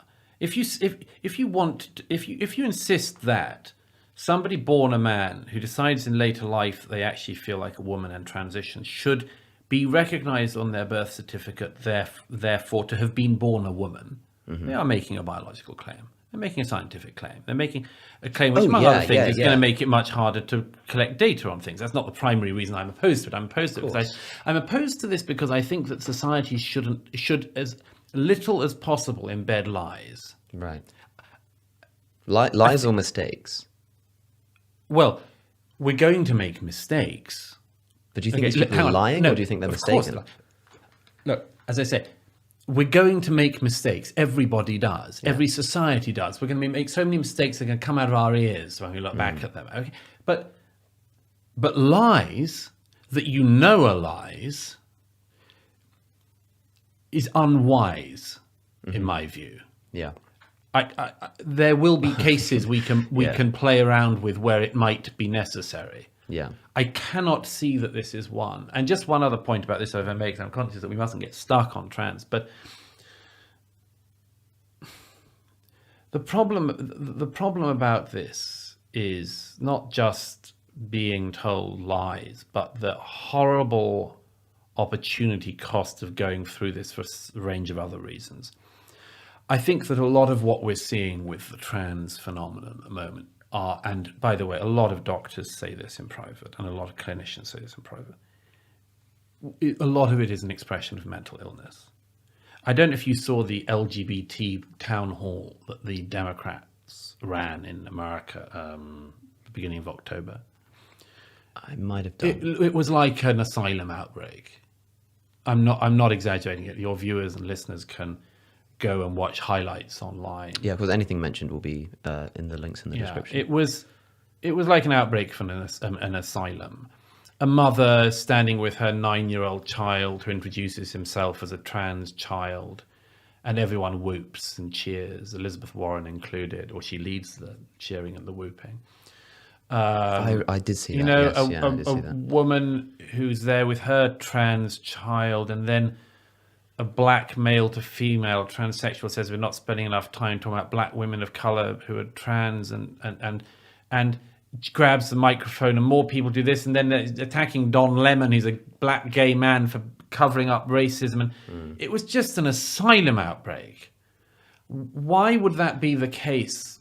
Because there is, I reiterate, an awful lot of people in practice say this in private.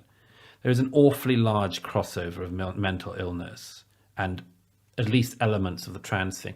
And it isn't only because we live in a transphobic society that makes people deranged because we're so transphobic, and then the trans people have mental... It's not just that. Yeah, because that's the claim that's made. That's the one that's made. made.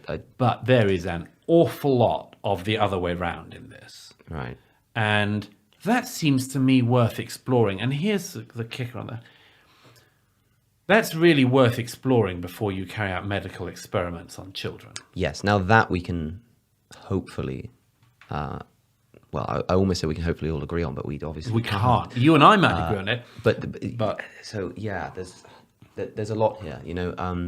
But that's the thing. It's like it reminds me of, like, I don't know, Charles Murray's investigations into IQ, right? Sure. And he discovers this uncomfortable fact. Now I haven't read the medical. I haven't read the medical literature surrounding the relationship between being transgender and having mental illness. Now I can't sit here and say no, you're wrong, but I also can't agree with you until I've read the relevant literature. But let's say that it is true and there is like a relevant link. It reminds me of when someone like Charles Murray kind of discovers this uncomfortable truth about the relationship between IQ and race, and then you're stuck with the situation of, well, what do we do here, right? Sure. If this is actually true, then surely it has to be reported on. Now, the advocacy that I would make is one of saying, if there is this link, or even if there's not, it's worth exploring, as you say. I think that to listeners who are made uncomfortable by the suggestions, I suppose, is what I'm trying to say, because I'm trying to be diplomatic here. Sure, I admire your diplomacy. The people who don't like what you're having to say, and you can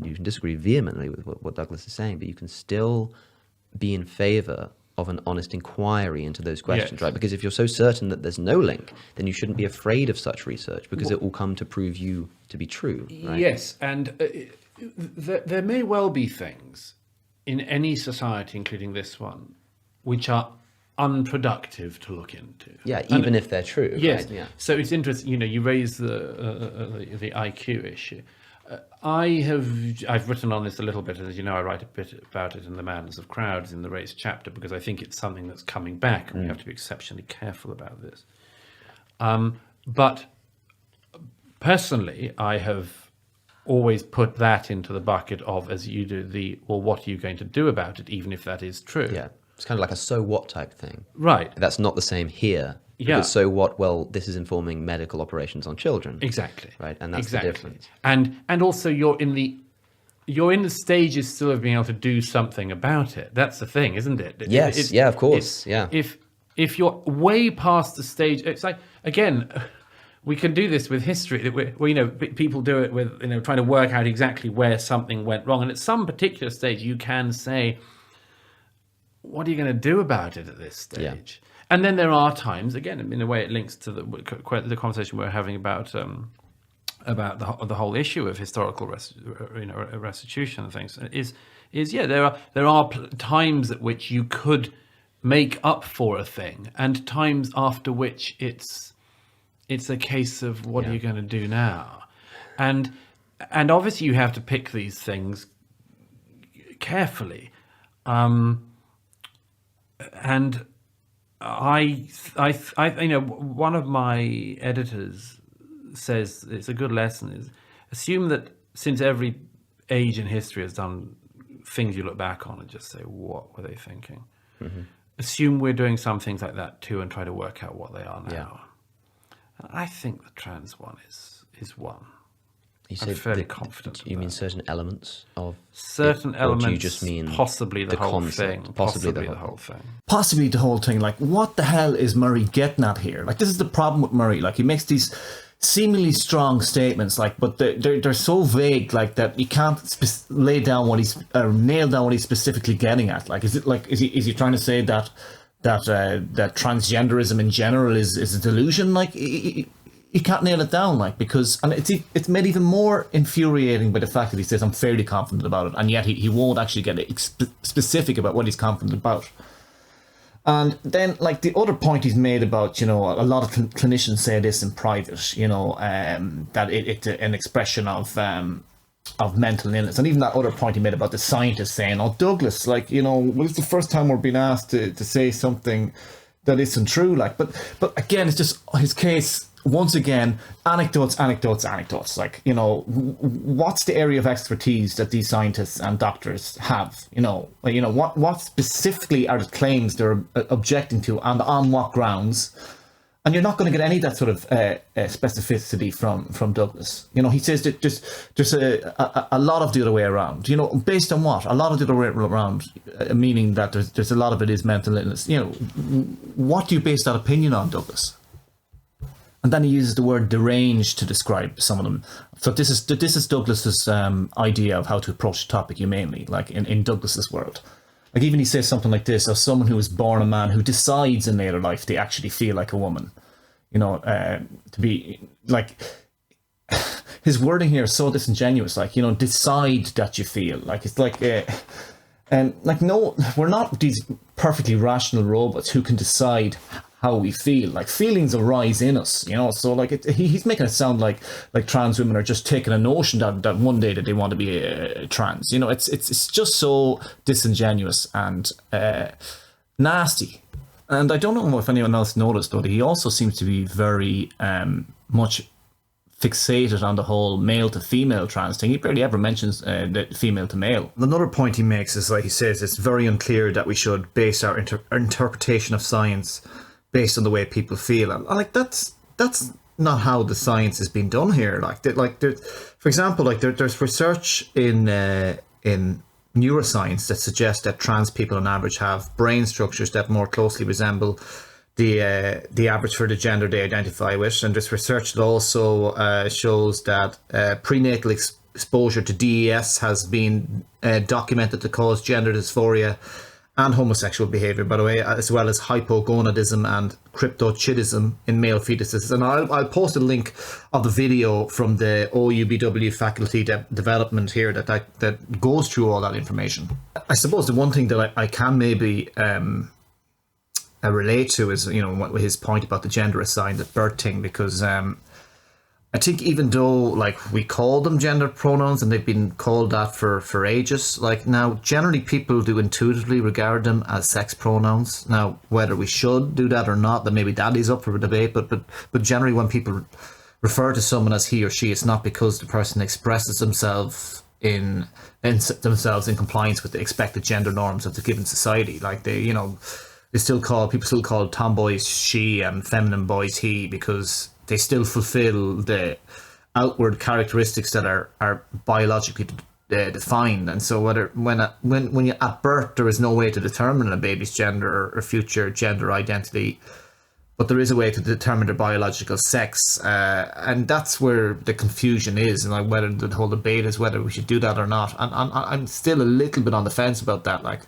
and I'm also, to be honest, a little bit confused about the non-binary claims too, because to be non-binary seems to assume the binary in the first place, and also seems to lead to a reinforcement of the binary. Not like, I'm probably ignorant enough about this. I'm certainly not super well read on gender theory, but like, from the little bit of reading I've done about the topic, I haven't really gotten an answer to that question that actually makes sense to me. Like, and even in Patricia Hill Collins's book Transgressive, which I read in the last few weeks, she seemed to be pretty agnostic about the issue. Now, like, because nobody it perfectly fits into one binary and not the other. Like we're all sort of a mixture of each binary, and maybe it's just a case with non-binary people that they feel more disconnected to one specific binary than the rest of us. But it's one of those ones where I still can't quite get my head around.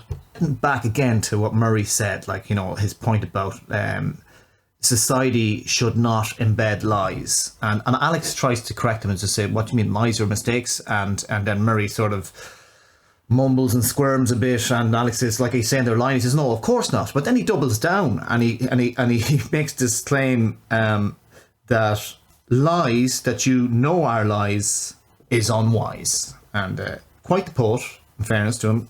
Nicki Minaj should probably give him a call for some lyrical assistance for her next big hit. But look, like, this is lies.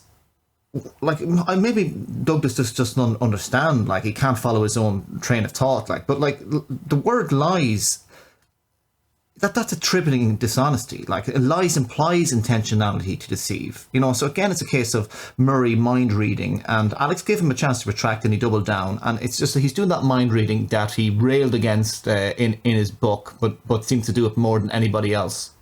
Also, about his point about getting back to his point about a lot of trans people having mental illness. First of all, like, he never really specifies what he means by mental illness, and he bases his claim off his observation of Democratic Party conference video and some conversations he had with unnamed friends who were scientists and doctors.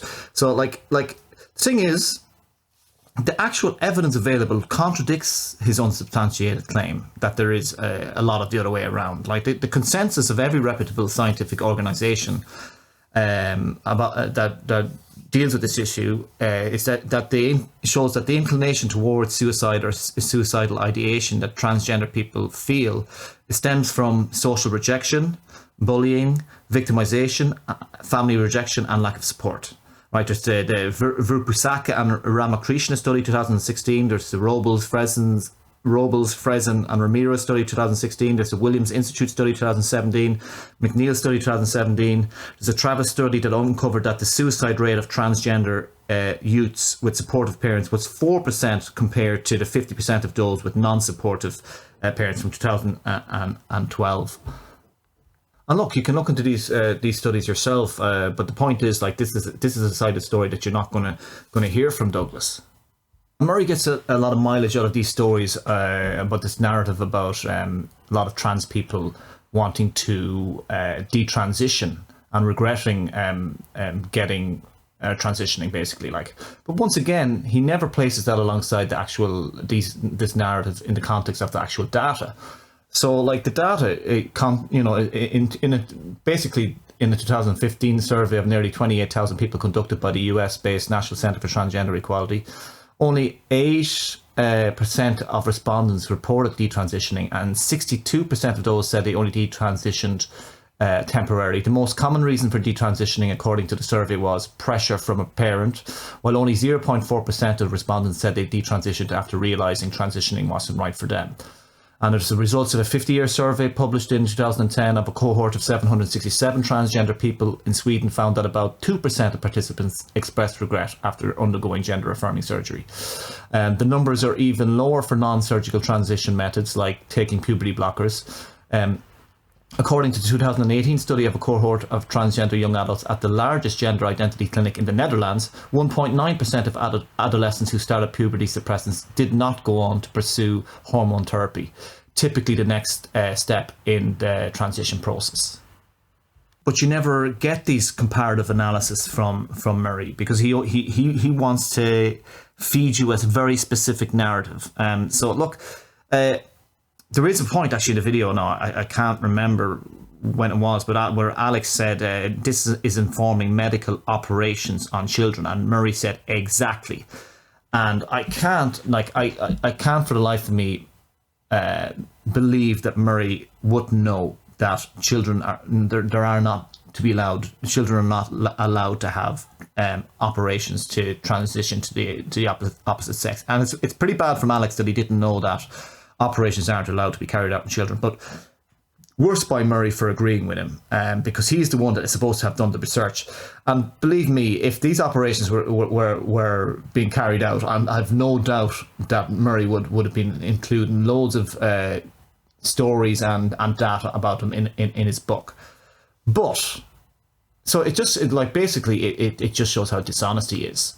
Like, transitioning children is not advocated for by anyone. Like, and this is basically what happens is that children are allowed to go on hormone blockers, after, a sustained period of psychological assessment with a specialist. And if they, if the gender dysphoria they feel continues over years, sometimes it is suggested to them that they can have hormone blockers. Like, so, and the question is, I suppose, to the conversation, the question is whether children should be allowed to go on hormone blockers. Well, the evidence seems to suggest that yes, because there's an analysis released by the Human Rights Campaign in collaboration with the American College of Osteopathic Pediatricians and the American Academy of Pediatric states hormone blockers are safe and completely reversible. Like, hormone blockers were used prior to this for children who had precocious puberty.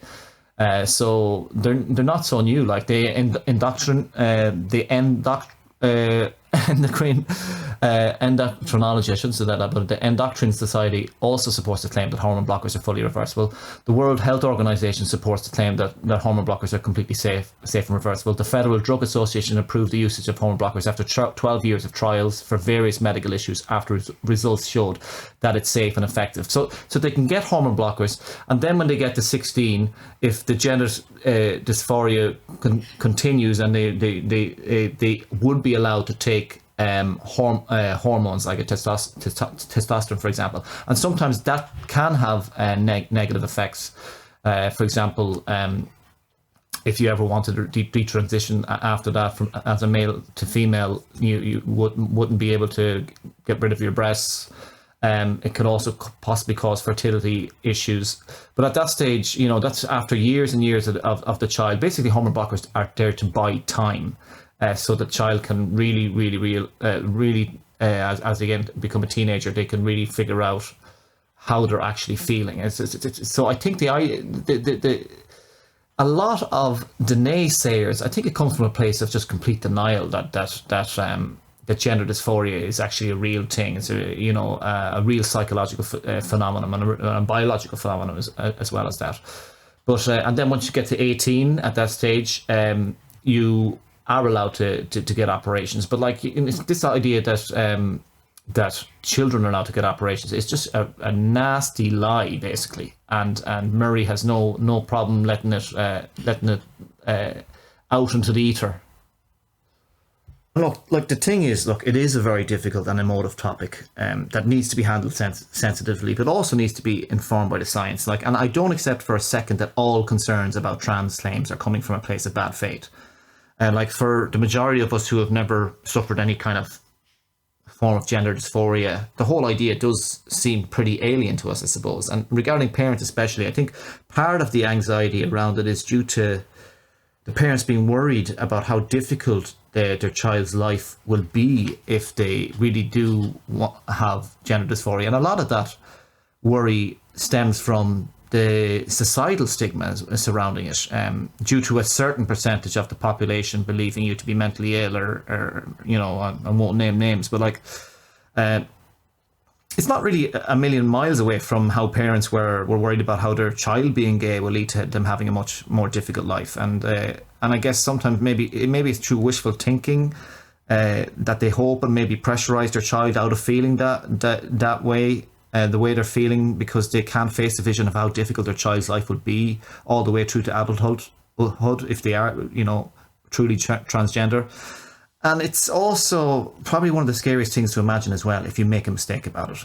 So that's a genuine fear, like, that people can have. Like, it would be totally understandable to have reservations and to demand more certainty of the science behind it. And the science should never be compromised, like, that's for sure. Like, I totally condone that idea. But probably at the moment I'm going to be a bit of an armchair philosopher.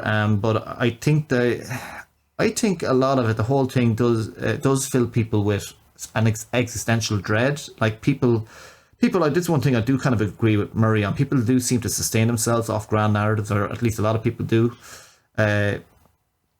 And although he doesn't elaborate on it much in the context of trans, but like, you know, when faced with the phenomenon of homosexuality, maybe that did undermine the whole narrative of the birds and the bees for people, the whole Adam and Eve, you know, the set certain path and role this world had set out for you. And the trans issue could make people, and probably especially religious people, even more anxious because it forces you to confront uncomfortable questions about what it means to be human. Like, you know, is our identity really just, are we just a product of some neurochemical processes that are going on in our brain, or how they are shaped by our environment? Like, that's a really demoralizing picture of the world. Too demoralizing a picture of the world for some people to stomach, you know. And like I say, religious people, but I can relate to that myself. Like, and as I say, I'm probably being a bit reductionist there, and maybe overstretching with my last point. But my point is, I wanted to sketch out a justification for why I don't believe that all the concerns over the trans debate is coming from a place of bad faith. Having said that, it's probably easier for me to say that because I'm not the one that's being personally affected by the resistance to the trans issue. But what I will say before we move on is that there really are people's lives at stake here. And I also understand the concern that there is another side to this issue that people like Douglas Murray are keeping from you. Like you won't hear about the countless testimonies of many transgender people who describe the trauma of going through puberty and what they felt like was in the opposite body of what they should have been. You know, those are testimonies that should be heard. Right? They're testimonies that should be heard, but you're never going to hear that stuff from Douglas Murray. So my whole point is to try and lay out, for any of you who haven't heard the other side of the story, to lay out the other side of the story, look into it yourself, and have an open mind about it, basically. So look, we'll move on from this part of, I know this is a long one, but we'll move on from this part of the video now. Again, possibly I have no problem with, because I'm always in favor of the open investigation into things. But it's a very difficult conversation to have. I mean, I might lose subscribers, patrons, just for having this conversation with you, right? Idiots, well, I don't know if they're idiots. They might just have had an unfortunate university faculty that's made them think this way. But whatever is the case, it's like it's so difficult, right? Because I feel like there's a lot of talking at cross purposes. If you say that these people are biologically incorrect, and I say no, they're not, that is a dead-end argument, because we might be talking on different dimensions of thinking, right? And we might be. I think we just have to be a bit slower when we're getting into the conversation to make sure we're defining all of our terms. We could be, but here's a challenge to your urge to caution. Yeah, please. Is what if this is all a very bad sign? Camille Parrier has made this point in the past, but when there's a possibility there's a civilizational issue that arrives in this guise each time, that we get to the stage where we become fascinated in fluidity, for instance, where the norms are deliberately dissolved, where hermaphroditism, for instance, becomes a particular fixation, and so on. Paglia, I think it's who first made this point, I was first aware of who made this point, says this is what happens at the end of empires, basically, the end of civilizations. They get into this weird terrain. Now, I agree with you, we should be respectful, we should be careful to the extent we can, but we can't be endlessly so. Because the point of somebody of your generation and intelligence and opportunity cannot be that you spend more than the shortest amount of time possible trying to undo this conundrum. Because there are so many other conundrums and questions that you and your generation should be applying your minds to. And if at the end of years of working out precisely where the unwinnable, unresolvable, fluid game that you're being invited to consider in the most cautious way possible were solved, which I don't think it can be, what would you have to show for it? You know, you'll hate the comparison. I can't help but imagine that I'm talking to somebody who is advocating for the approach of something like Extinction Rebellion and saying, look, yeah, you've got to be careful, but there won't be time. You know, you've got to, you can't just kind of.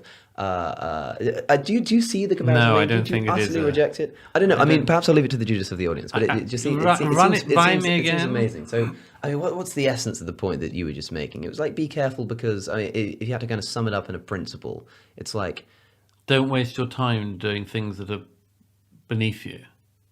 And that's what you're saying. Beneath us. That's one thing I'm saying. Are you also suggesting that perhaps I'm urging you. Separate from that, are you suggesting that our approach to people who are transgender or claim to be transgender, if you prefer, is potentially the beginning of the end of civilization? No, I'm saying I think it's very interesting what Paglia says. It's indicative of a line of thought. This is indicative of a certain type of, for want of a better term, decadence. Right. You know, decadence of thought. Yeah. It is interesting, isn't it, Douglas? But how about maybe doing a little bit of research about it yourself and not just taking Camille Paglia's word for it? Or is it that you're so willing to take her word for it because what she says suits your particular narrative? What's also interesting about Camille Paglia is that she herself identifies as transgender. So maybe Douglas should refer to Camille if he ever feels so inclined to finally understand the sex-gender distinction. But in any case, I link a very comprehensive article by historian Spencer McDaniel, which thoroughly refutes the claims of Camille Paglia. So I'll link that in the description on YouTube. And what I also find funny is that Murray is looking to Paglia as an authority on what constitutes decadence or decadence of thought, given that in her most famous work, Sexual Personae, she argued that the age of consent should be lowered to 14 and that at least some forms of child pornography should be legalized. And in a Salon interview in 1997, she specifically said, in Sexual Personae, I argued that male paedophilia is intricately intertwined with the cardinal moments of Western civilization. Jesus, it's interesting that she said that, isn't it, Douglas? What do we take from that? Oh, well, no, just it's very interesting that she said it. Mm-hmm. Yes, I think there is something very interesting. No, I reject the comparison because I'm not saying, and I'm very happy to leave it to your listeners, I'm not saying the end is nigh, we're all about to die, unless we just... but not just that. I mean, it's obviously not a comparable in terms of scale, but in terms of saying something like, you have the science wrong, and that's informing dangerous practice such as operations on children, and an environmentalist might say, you have the science wrong, and that view is informing a lack of action that's going to bring about the end of the world. As I say, that's the comparison. I'm not. Yeah, I don't see it particularly, but I also have no intention of sitting on Vauxhall Bridge and stopping traffic because of trans. But would my main, if it got bad enough, like if it became so embedded in society, I see no particular situation in which I sit in the middle of Vauxhall Bridge stopping the traffic. But by the way, also because there is we don't need to get into it now necessarily. There is an interesting difference of approach in general to what argument is that expresses itself in different ways. Right. It's a very different thing to believe that argument is what, for instance, we're doing now, or discussion, dialectic, and sitting in the middle of a thoroughfare, stopping people.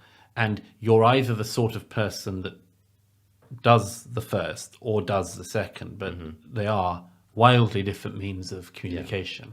Yeah, and I'll just go back to Alex calling Douglas out on his apocalyptic rhetoric when he drew from, referred to Camille Paglia when he said that transgenderism sort of signifies the end of empires. So this is what happens at the end of empires. Like, and Alex did draw a great parallel, like when he was drawing, when he was referring to Douglas' claim about, which can be characterized by you have the science wrong and that's informing dangerous practices on children, and an environmentalist would say you have the science wrong and that view is informing a lack of action, and just Douglas just rejects the comparison like flat out and just can't see it.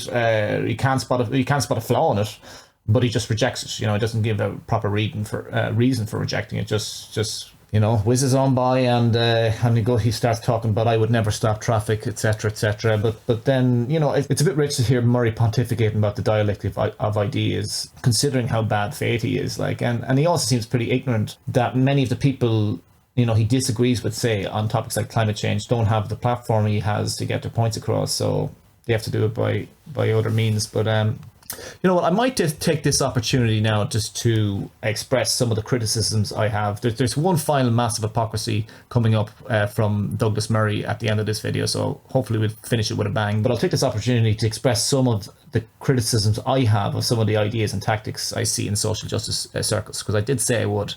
For example, you would often see the phrase, but that's not what it really means, when someone is questioning a currently popular social justice term. And it seems like a lot of the social justice people bemoan the fact that their concepts get strawmanned, even though the people apparently strawmanning them are actually often having the most natural interpretation of what the term actually implies. I'm not talking about something like toxic masculinity, because I actually do think that term implies, does exactly what it says in the tin. But we're talking about examples like, say, defund the police or something like that, or even Murray, in fairness to him, did make a great point in his book, about, I think, some feminists like was it Laurie Penny and Salma El-Wardani, promoting phrases like men are trash, and kill all men and all that kind of stuff. And they claim that they do it with a bit of it's like a bit of humor or whatever, but what they're really trying to get across is that masculinity is in transition and it's not moving fast enough, which is, you can't derive that from the actual term whatsoever. I'm not saying that's a mainstream feminist term by any means, and I know that very few feminists in my country would ever use terms like that, but even someone like Ezra Klein would have the mental would go through mental gymnastics to try and justify that. And Murray kind of does make sense that that Klein would have, interpret the most inflammatory statements on his own side of the political spectrum in the most charitable way, and do vice versa regarding the opposite end of the political spectrum. So there is something to that, and I even have a possibly fairly controversial take as well, even regarding the term rape culture, because if you learn about the concept, a lot of the phenomena that the concept refers to are present in our society. It's not talking about real phenomena, but by virtue of the word culture implying a generalization, it does paint a picture of a society where rape is perfectly acceptable, just like a drinking culture. If you don't drink, you're the exception and not the rule. So in a rape culture, if you don't rape, you're the exception and not the rule. I know a lot of feminists say, but that's not what rape culture means, and I understand that, but I'm just saying that it is a sort of a natural sort of interpretation of what the term implies, and so even from a tactical point of view, this is my point, this kind of rhetoric. Now, I'm not saying rape culture, but especially rhetoric like kill all men, and I that's not common in my country anyway, but it does isolate a lot of people, especially men. I think there are 2 or 3 reasons why you should be more careful with the rhetoric like this. I do think that feminism doesn't really take man-hating seriously enough, and whether or not there are genuine people who even employ that sort of rhetoric like this, it would be hard to justify or back up any argument that would suggest that genuine man-haters, real, true man-haters would not thrive using this sort of rhetoric. They do thrive in that sort of rhetoric, and it would surely be good for the movement to try and separate itself as far as possible from a phenomena on which it is associated with that would hurt its cause. Because I know it's unfairly associated with man-hating, but when it's not separating itself strongly enough from that kind of rhetoric, and when it's not calling it out, it makes it a little bit easier for people to ignore you, and I can hear the retort, another man wanting us to be friendlier and nicer, and I just think when you're making this point in the context of me criticizing rhetoric like men are trash, it doesn't really wash very well. Now, the second point I have to say about that is the actual real misogynists thrive off a lot of that sort of feminist rhetoric. They exploit it to paint the picture of feminists as being man haters, even if they are misrepresenting a lot of the core tenets of what feminism while doing so. Like, so. And then finally, like, it's just about how effective is it? Like, you know, the people that might have been open to this discussion, would you have really needed to use that sort of rhetoric? You know, like, if for men who might have been a bit ignorant on it, did you really, you know, but they still would have been open, perhaps because they haven't had, maybe they've had reasonable upbringings and are in a good place in life, you know. I don't see why they wouldn't have been open for a discussion like that without having that rhetoric. And then you'd have also a lot of broken people, a lot of broken men, you know, with low self-esteem. And I just fail to see how they would ever be drawn in by such rhetoric. Like, so, and I do hear the other argument that you know, from the feminist circles, that there has to be inflammatory rhetoric in order for people to listen. And I'm just not sure that's true. I think that's something they tell themselves, you know, because. Like, say, for example, in sport, there's been a lot of progress in the promotion of women's sport over the last few decades. Now, a long way to go, believe me, a long way to go like, to change attitudes and to really promote it, you know, like to up there right beside the men's. Like, but that progress that has happened hasn't been built off inflammatory rhetoric. Like, it's been more built off solidarity and, you know, and positivity. So, yeah, and look, I know lots of feminists don't agree with a lot of the rhetoric, but what I would say is that I don't feel like it's called out enough. Like, they're often asking men to call out other men when they see men behaving badly, but like they're not as so inclined to do so, I think. Now, maybe I'm generalization, maybe I'm projecting a bit, I possibly am, but like, that's just my own feeling on the matter. And just to give you an example, another example that Murray brought up was the Serena Williams case, like, where, you know, this was a case of double standards, where Serena Williams against Naomi Osaka in that final, Serena, like, behaved badly in the final, like, you know, and that's not to say, like, you know, I don't think we can just dismiss Serena as a person or anything like Serena has a lot of very, very admirable traits, like, but she behaved badly in that final. Every single one of her every single one of her penalties in that. Now, I'm a big tennis fan, so like I know a lot about that. I can speak fairly authoritatively about this.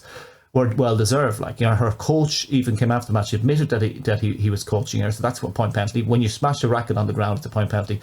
And when you are telling, like, when you're shouting at the umpire, giving verbal abuse, saying you are a liar and a thief, and trying to, you know, to undermine his integrity in front of millions of people watching, like, how is that not a point penalty?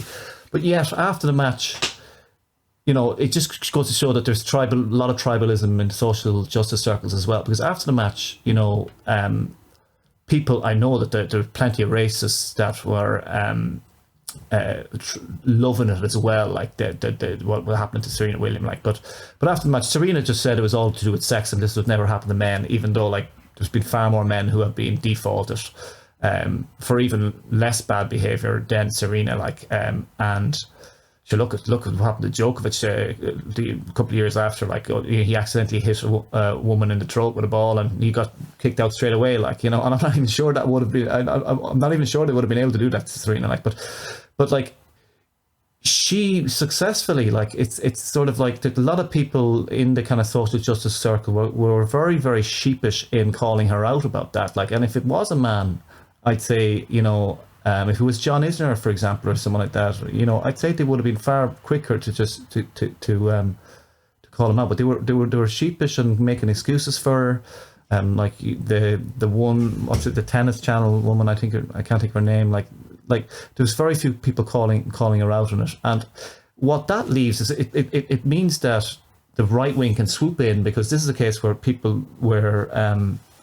Serena was definitely in the wrong, and they were able to kind of just say, look at these other people with their head in the sands. Like, this is a case of someone who's definitely in the wrong. So I think in any social justice movement, I know sometimes even feminists kind of say that we're held to a higher moral standard and stuff like that.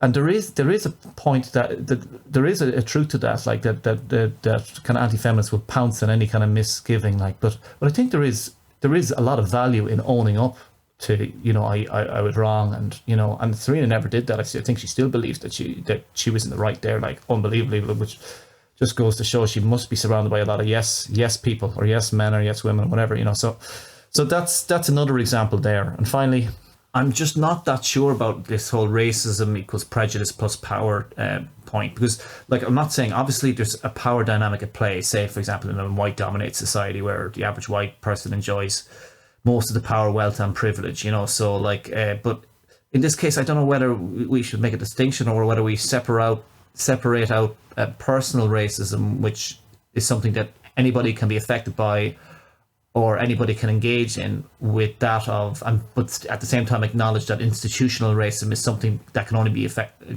affect like black people or minorities in a society like America, for example. Because what do you say when say for example, a black person attacks a white person and is stabbing him or whatever, and is calling him a white pig, white scum, all this kind of thing? Like, do you just say that that's just prejudice, or because the thing is, there's not the same societal stigma attached to the word prejudice? And then what do you say, like it's, if you try to look for more elaboration, like, is it what was the prejudice on the basis of, like? And of course, the prejudice was on the basis of the color of the person's skin. So in that context, I don't really buy the whole racism can only be prejudice plus power. But then again, I'm not sure. Maybe I'm not quite understanding, and maybe the fact is that people don't use prejudice in that context, and very many people do. I don't know, but I have heard it being said in social justice circles. And it's also worth noticing that as we move towards this new way for us to view racism, are we doing so by exploiting the emotional response and stigma that is attached to the old way of viewing racism? And that's maybe where a lot of the confusion lies. And I suppose finally, I wonder to what extent the social justice community or advocates are actively and vigilantly monitoring resentment. Now, people like Murray, of course, can see nothing but resentment. That's all he sees, regarding social justice. But it doesn't mean like that oppressed people can't harbour resentments in a way that is unhealthy for themselves and for others. And this could again be my ignorance on the topic. So I'd be happy to have people from the social justice community and social justice spheres to point me towards thinkers in this space who actually do address these issues and do have concerns about these issues. And maybe I haven't read enough, but like, I suppose even the same same applies for maybe the psychology of victimhood. Is that addressed effectively in this sphere? So yeah, those are some of my criticisms. Maybe some of them are misplaced. I'd be happy to have them critiqued. But like, I think now is time for our finale, our final clip between Cosmic Skeptic and Douglas Murray. But no, the point I want to get back to on this is that no, I am worried about the opportunity cost. Mm-hmm. If people of your generation want to spend your lives unweaving the fluid rainbow and working out exactly which colours go where,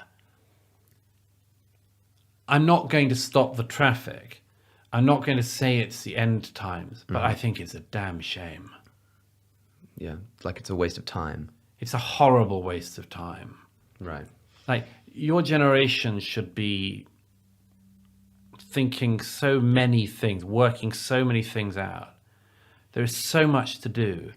And the idea that this would occupy even a quarter of your mental space just doesn't seem wise. Well, my only response to that would be to say that it might be wise to try and unpack it in the sense of trying to get to the truth, because even if it is totally dismissible as a concept, like identitarianism is just a silly thing that we should get rid of, I still think it's worth, because so many people have become convinced that it is a useful concept, I think it's worth unpacking it, if only to show to people, here it is laid bare, we've done the thinking and we know that it's wrong. Because otherwise they can just say, well, listen, you don't know what you're talking about. You need to unpack it, you need to understand it in order to tell me that I shouldn't be an identitarian, Well, I'm worried of that response coming. I don't think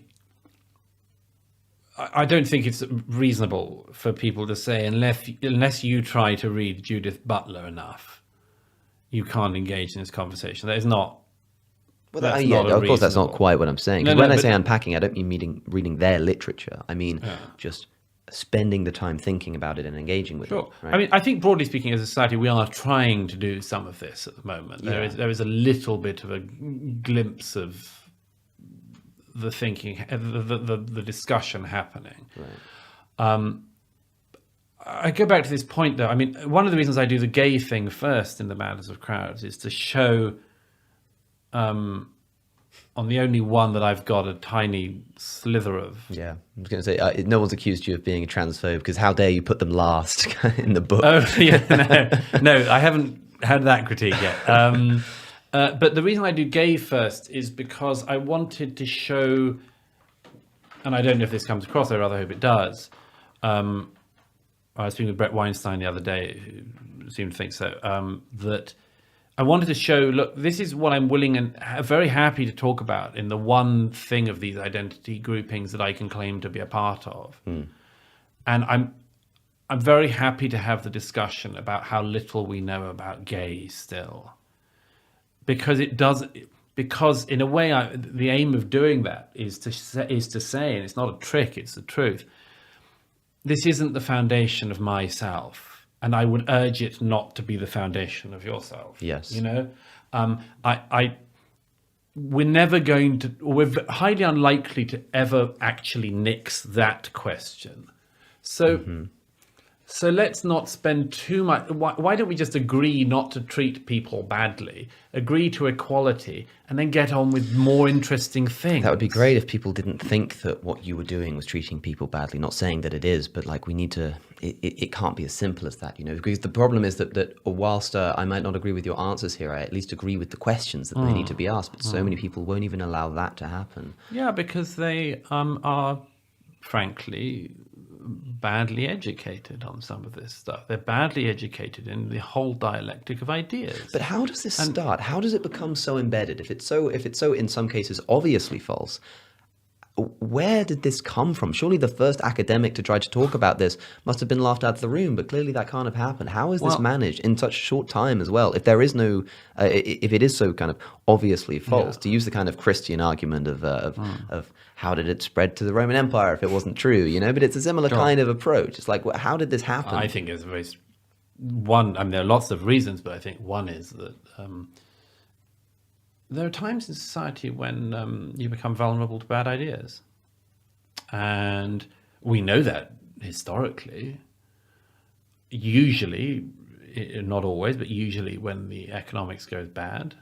Quite a lot of people have contested this suggestion of mine. I don't mind. I still stick to it. That I think that post the 2008 crash, this stuff flooded into the system because people weren't that able to oppose it, because you're not, when the economics goes bad. It was a bad idea, a bad set of ideas sitting around, looked like it had been systematized, looked like it had been thought out, had been scientizing itself for an awfully long time, and purported to be able to solve all inequities in our societies. And then you have, you know, the explanation for the sort of woke capitalism thing, which is, you know, companies and banks that helped to very nearly crash the world have embedded things like implicit bias training and the diversity quotas and much more as basically a tithe to try to get back some of the...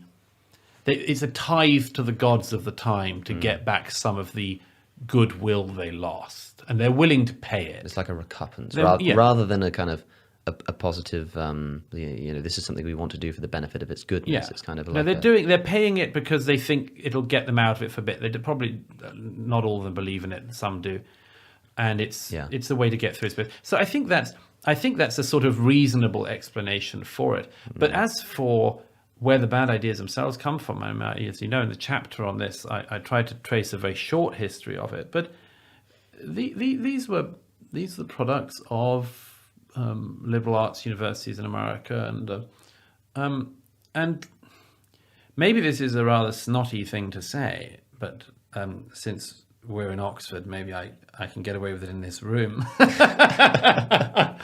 But there is a Ponzi scheme going on in the American university system, as in this university system in the UK to some degree. And this is a very good, and the whole intersectional thing is a very good way to try to cover that over in its last years. Disciplines that aren't disciplines, that prepare people for no career. The products of the social sciences in the American system in particular. If you are in six-figure debt, or your parents are in six-figure debt, because you did a social science degree that claimed to have nixed certain issues of the gender issue, you're never making that back. You're never making that back. Are you likely to, in that situation, recognize that you've been diddled or dig down further in some way? Right. Sadly, the studies tend to show that people dig down. That's interesting. It's like, even if you become convinced after that time that actually maybe this was a waste of time, you won't allow yourself to accept it. No way they will. No way. It'll always be somebody else's fault. It's interesting. You know, I'm hoping to have my my philosophy tutor, at least one of them at Oxford, is currently in the process of publishing a book about feminism, and she's just been promoted to a fairly high position in the university, actually. Okay, so I'm pretty exhausted at this stage, and I really do doubt anyone has listened this far, but there's one final massive hypocrisy that we have to point out here. When Alex says it might be wise to unpack it in the sense of trying to get to the truth of it, when he's talking about getting to know the other person's argument, like. And of course, Murray reframes the point and just kind of says that, it's not reasonable to say that unless you've read Judith Butler enough, you can't engage in this conversation enough. And then Alex kind of does make kind of I think it's a silly point, like, I don't mean read their literature or just spend time thinking about it, but of course you probably have to read someone's literature to get to know what their main points is. Like, but this point, along with the don't waste your time doing things that are beneath you that Douglas said earlier, just exposes incredible hypocrisy. I know I'm repeating myself, but this is for the final time. Like, and it shows that he's not looking for a coalition. Like he is looking for a damn right dismissal of identitarianism. And so when he says, of course, there's some truth to their claims, no, he doesn't believe it. Like, so. And this attitude just runs directly against this principle of intellectual honesty and integrity that he claims to endorse. Like, he's basically saying, don't bother to get to know the other side of the argument. Just read my book and how I present their case and take my word for it.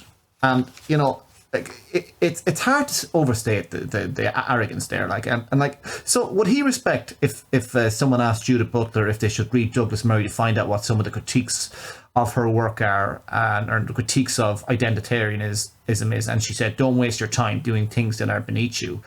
Like, how would he respect that? I would highly doubt it. But and it's curious how he believes that there are topics not worth spending much energy on, and that are beneath people to look into, when he himself has written a whole book about them and spent the best part of a year scaremongering on YouTube on plenty of different channels about the issues. But anyway, moving on. And finally, when Alex asked him to give an account of the cause of all this phenomena that Murray bemoans, he just kind of says there's a time in our society when we become vulnerable to bad ideas, and he alludes to the economic crash.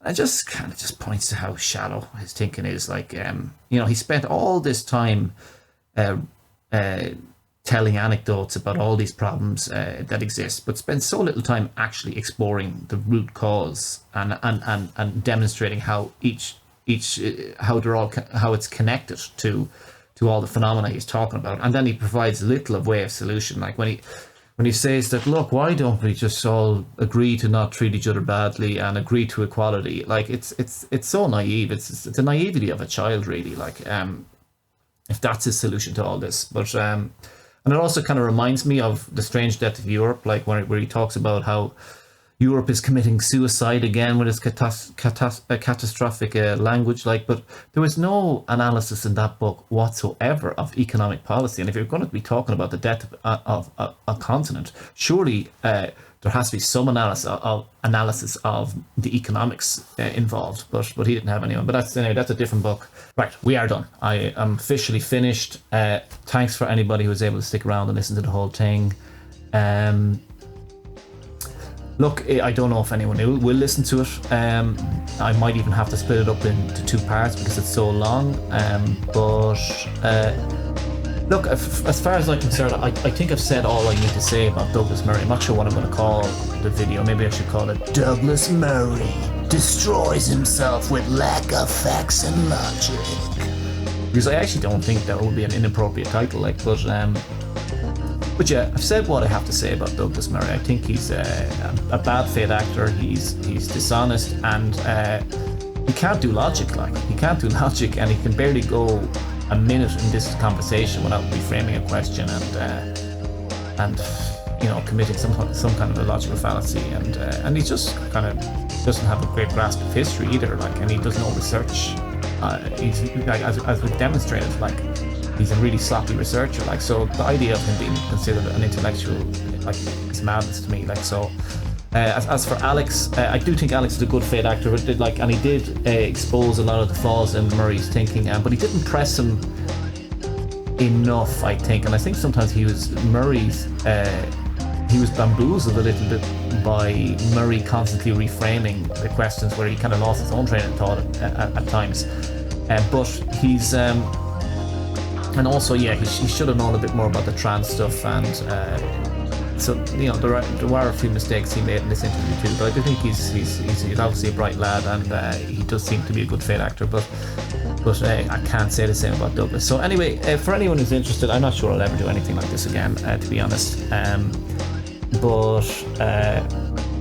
I do make music with. I'm going to do a shameless plug. I do make music with one of the collaborators. The other guys are more talented than me. Connor's his name, and our SoundCloud is called soundcloud.com/laytrack. If you're into sports betting, you can follow us on Mugs Game. Now that's our music, but sports betting is separate. A Mugs Game podcast. If there's some people who are compelled to make comments on the YouTube section, I can't guarantee that I'll get back, because I'm going to be back to work soon, and I don't like to be distracted by that type of thing. And I think I've said all I need to say anyway, and I'm sure I have made mistakes, and I'm sure I've made mistakes.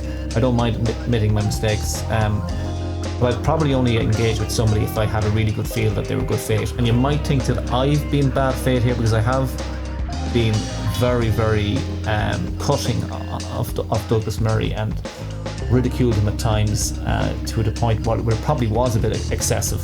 But the reason I did that, if I believed he's good faith, I'd never do that to anyone who would believe is good faith, even if they had a lot of the same opinions as Douglas Murray. But I just really do believe he's dishonest, and he deserves the ridicule. So look, if you like it, share it with friends, give it a like, a subscribe,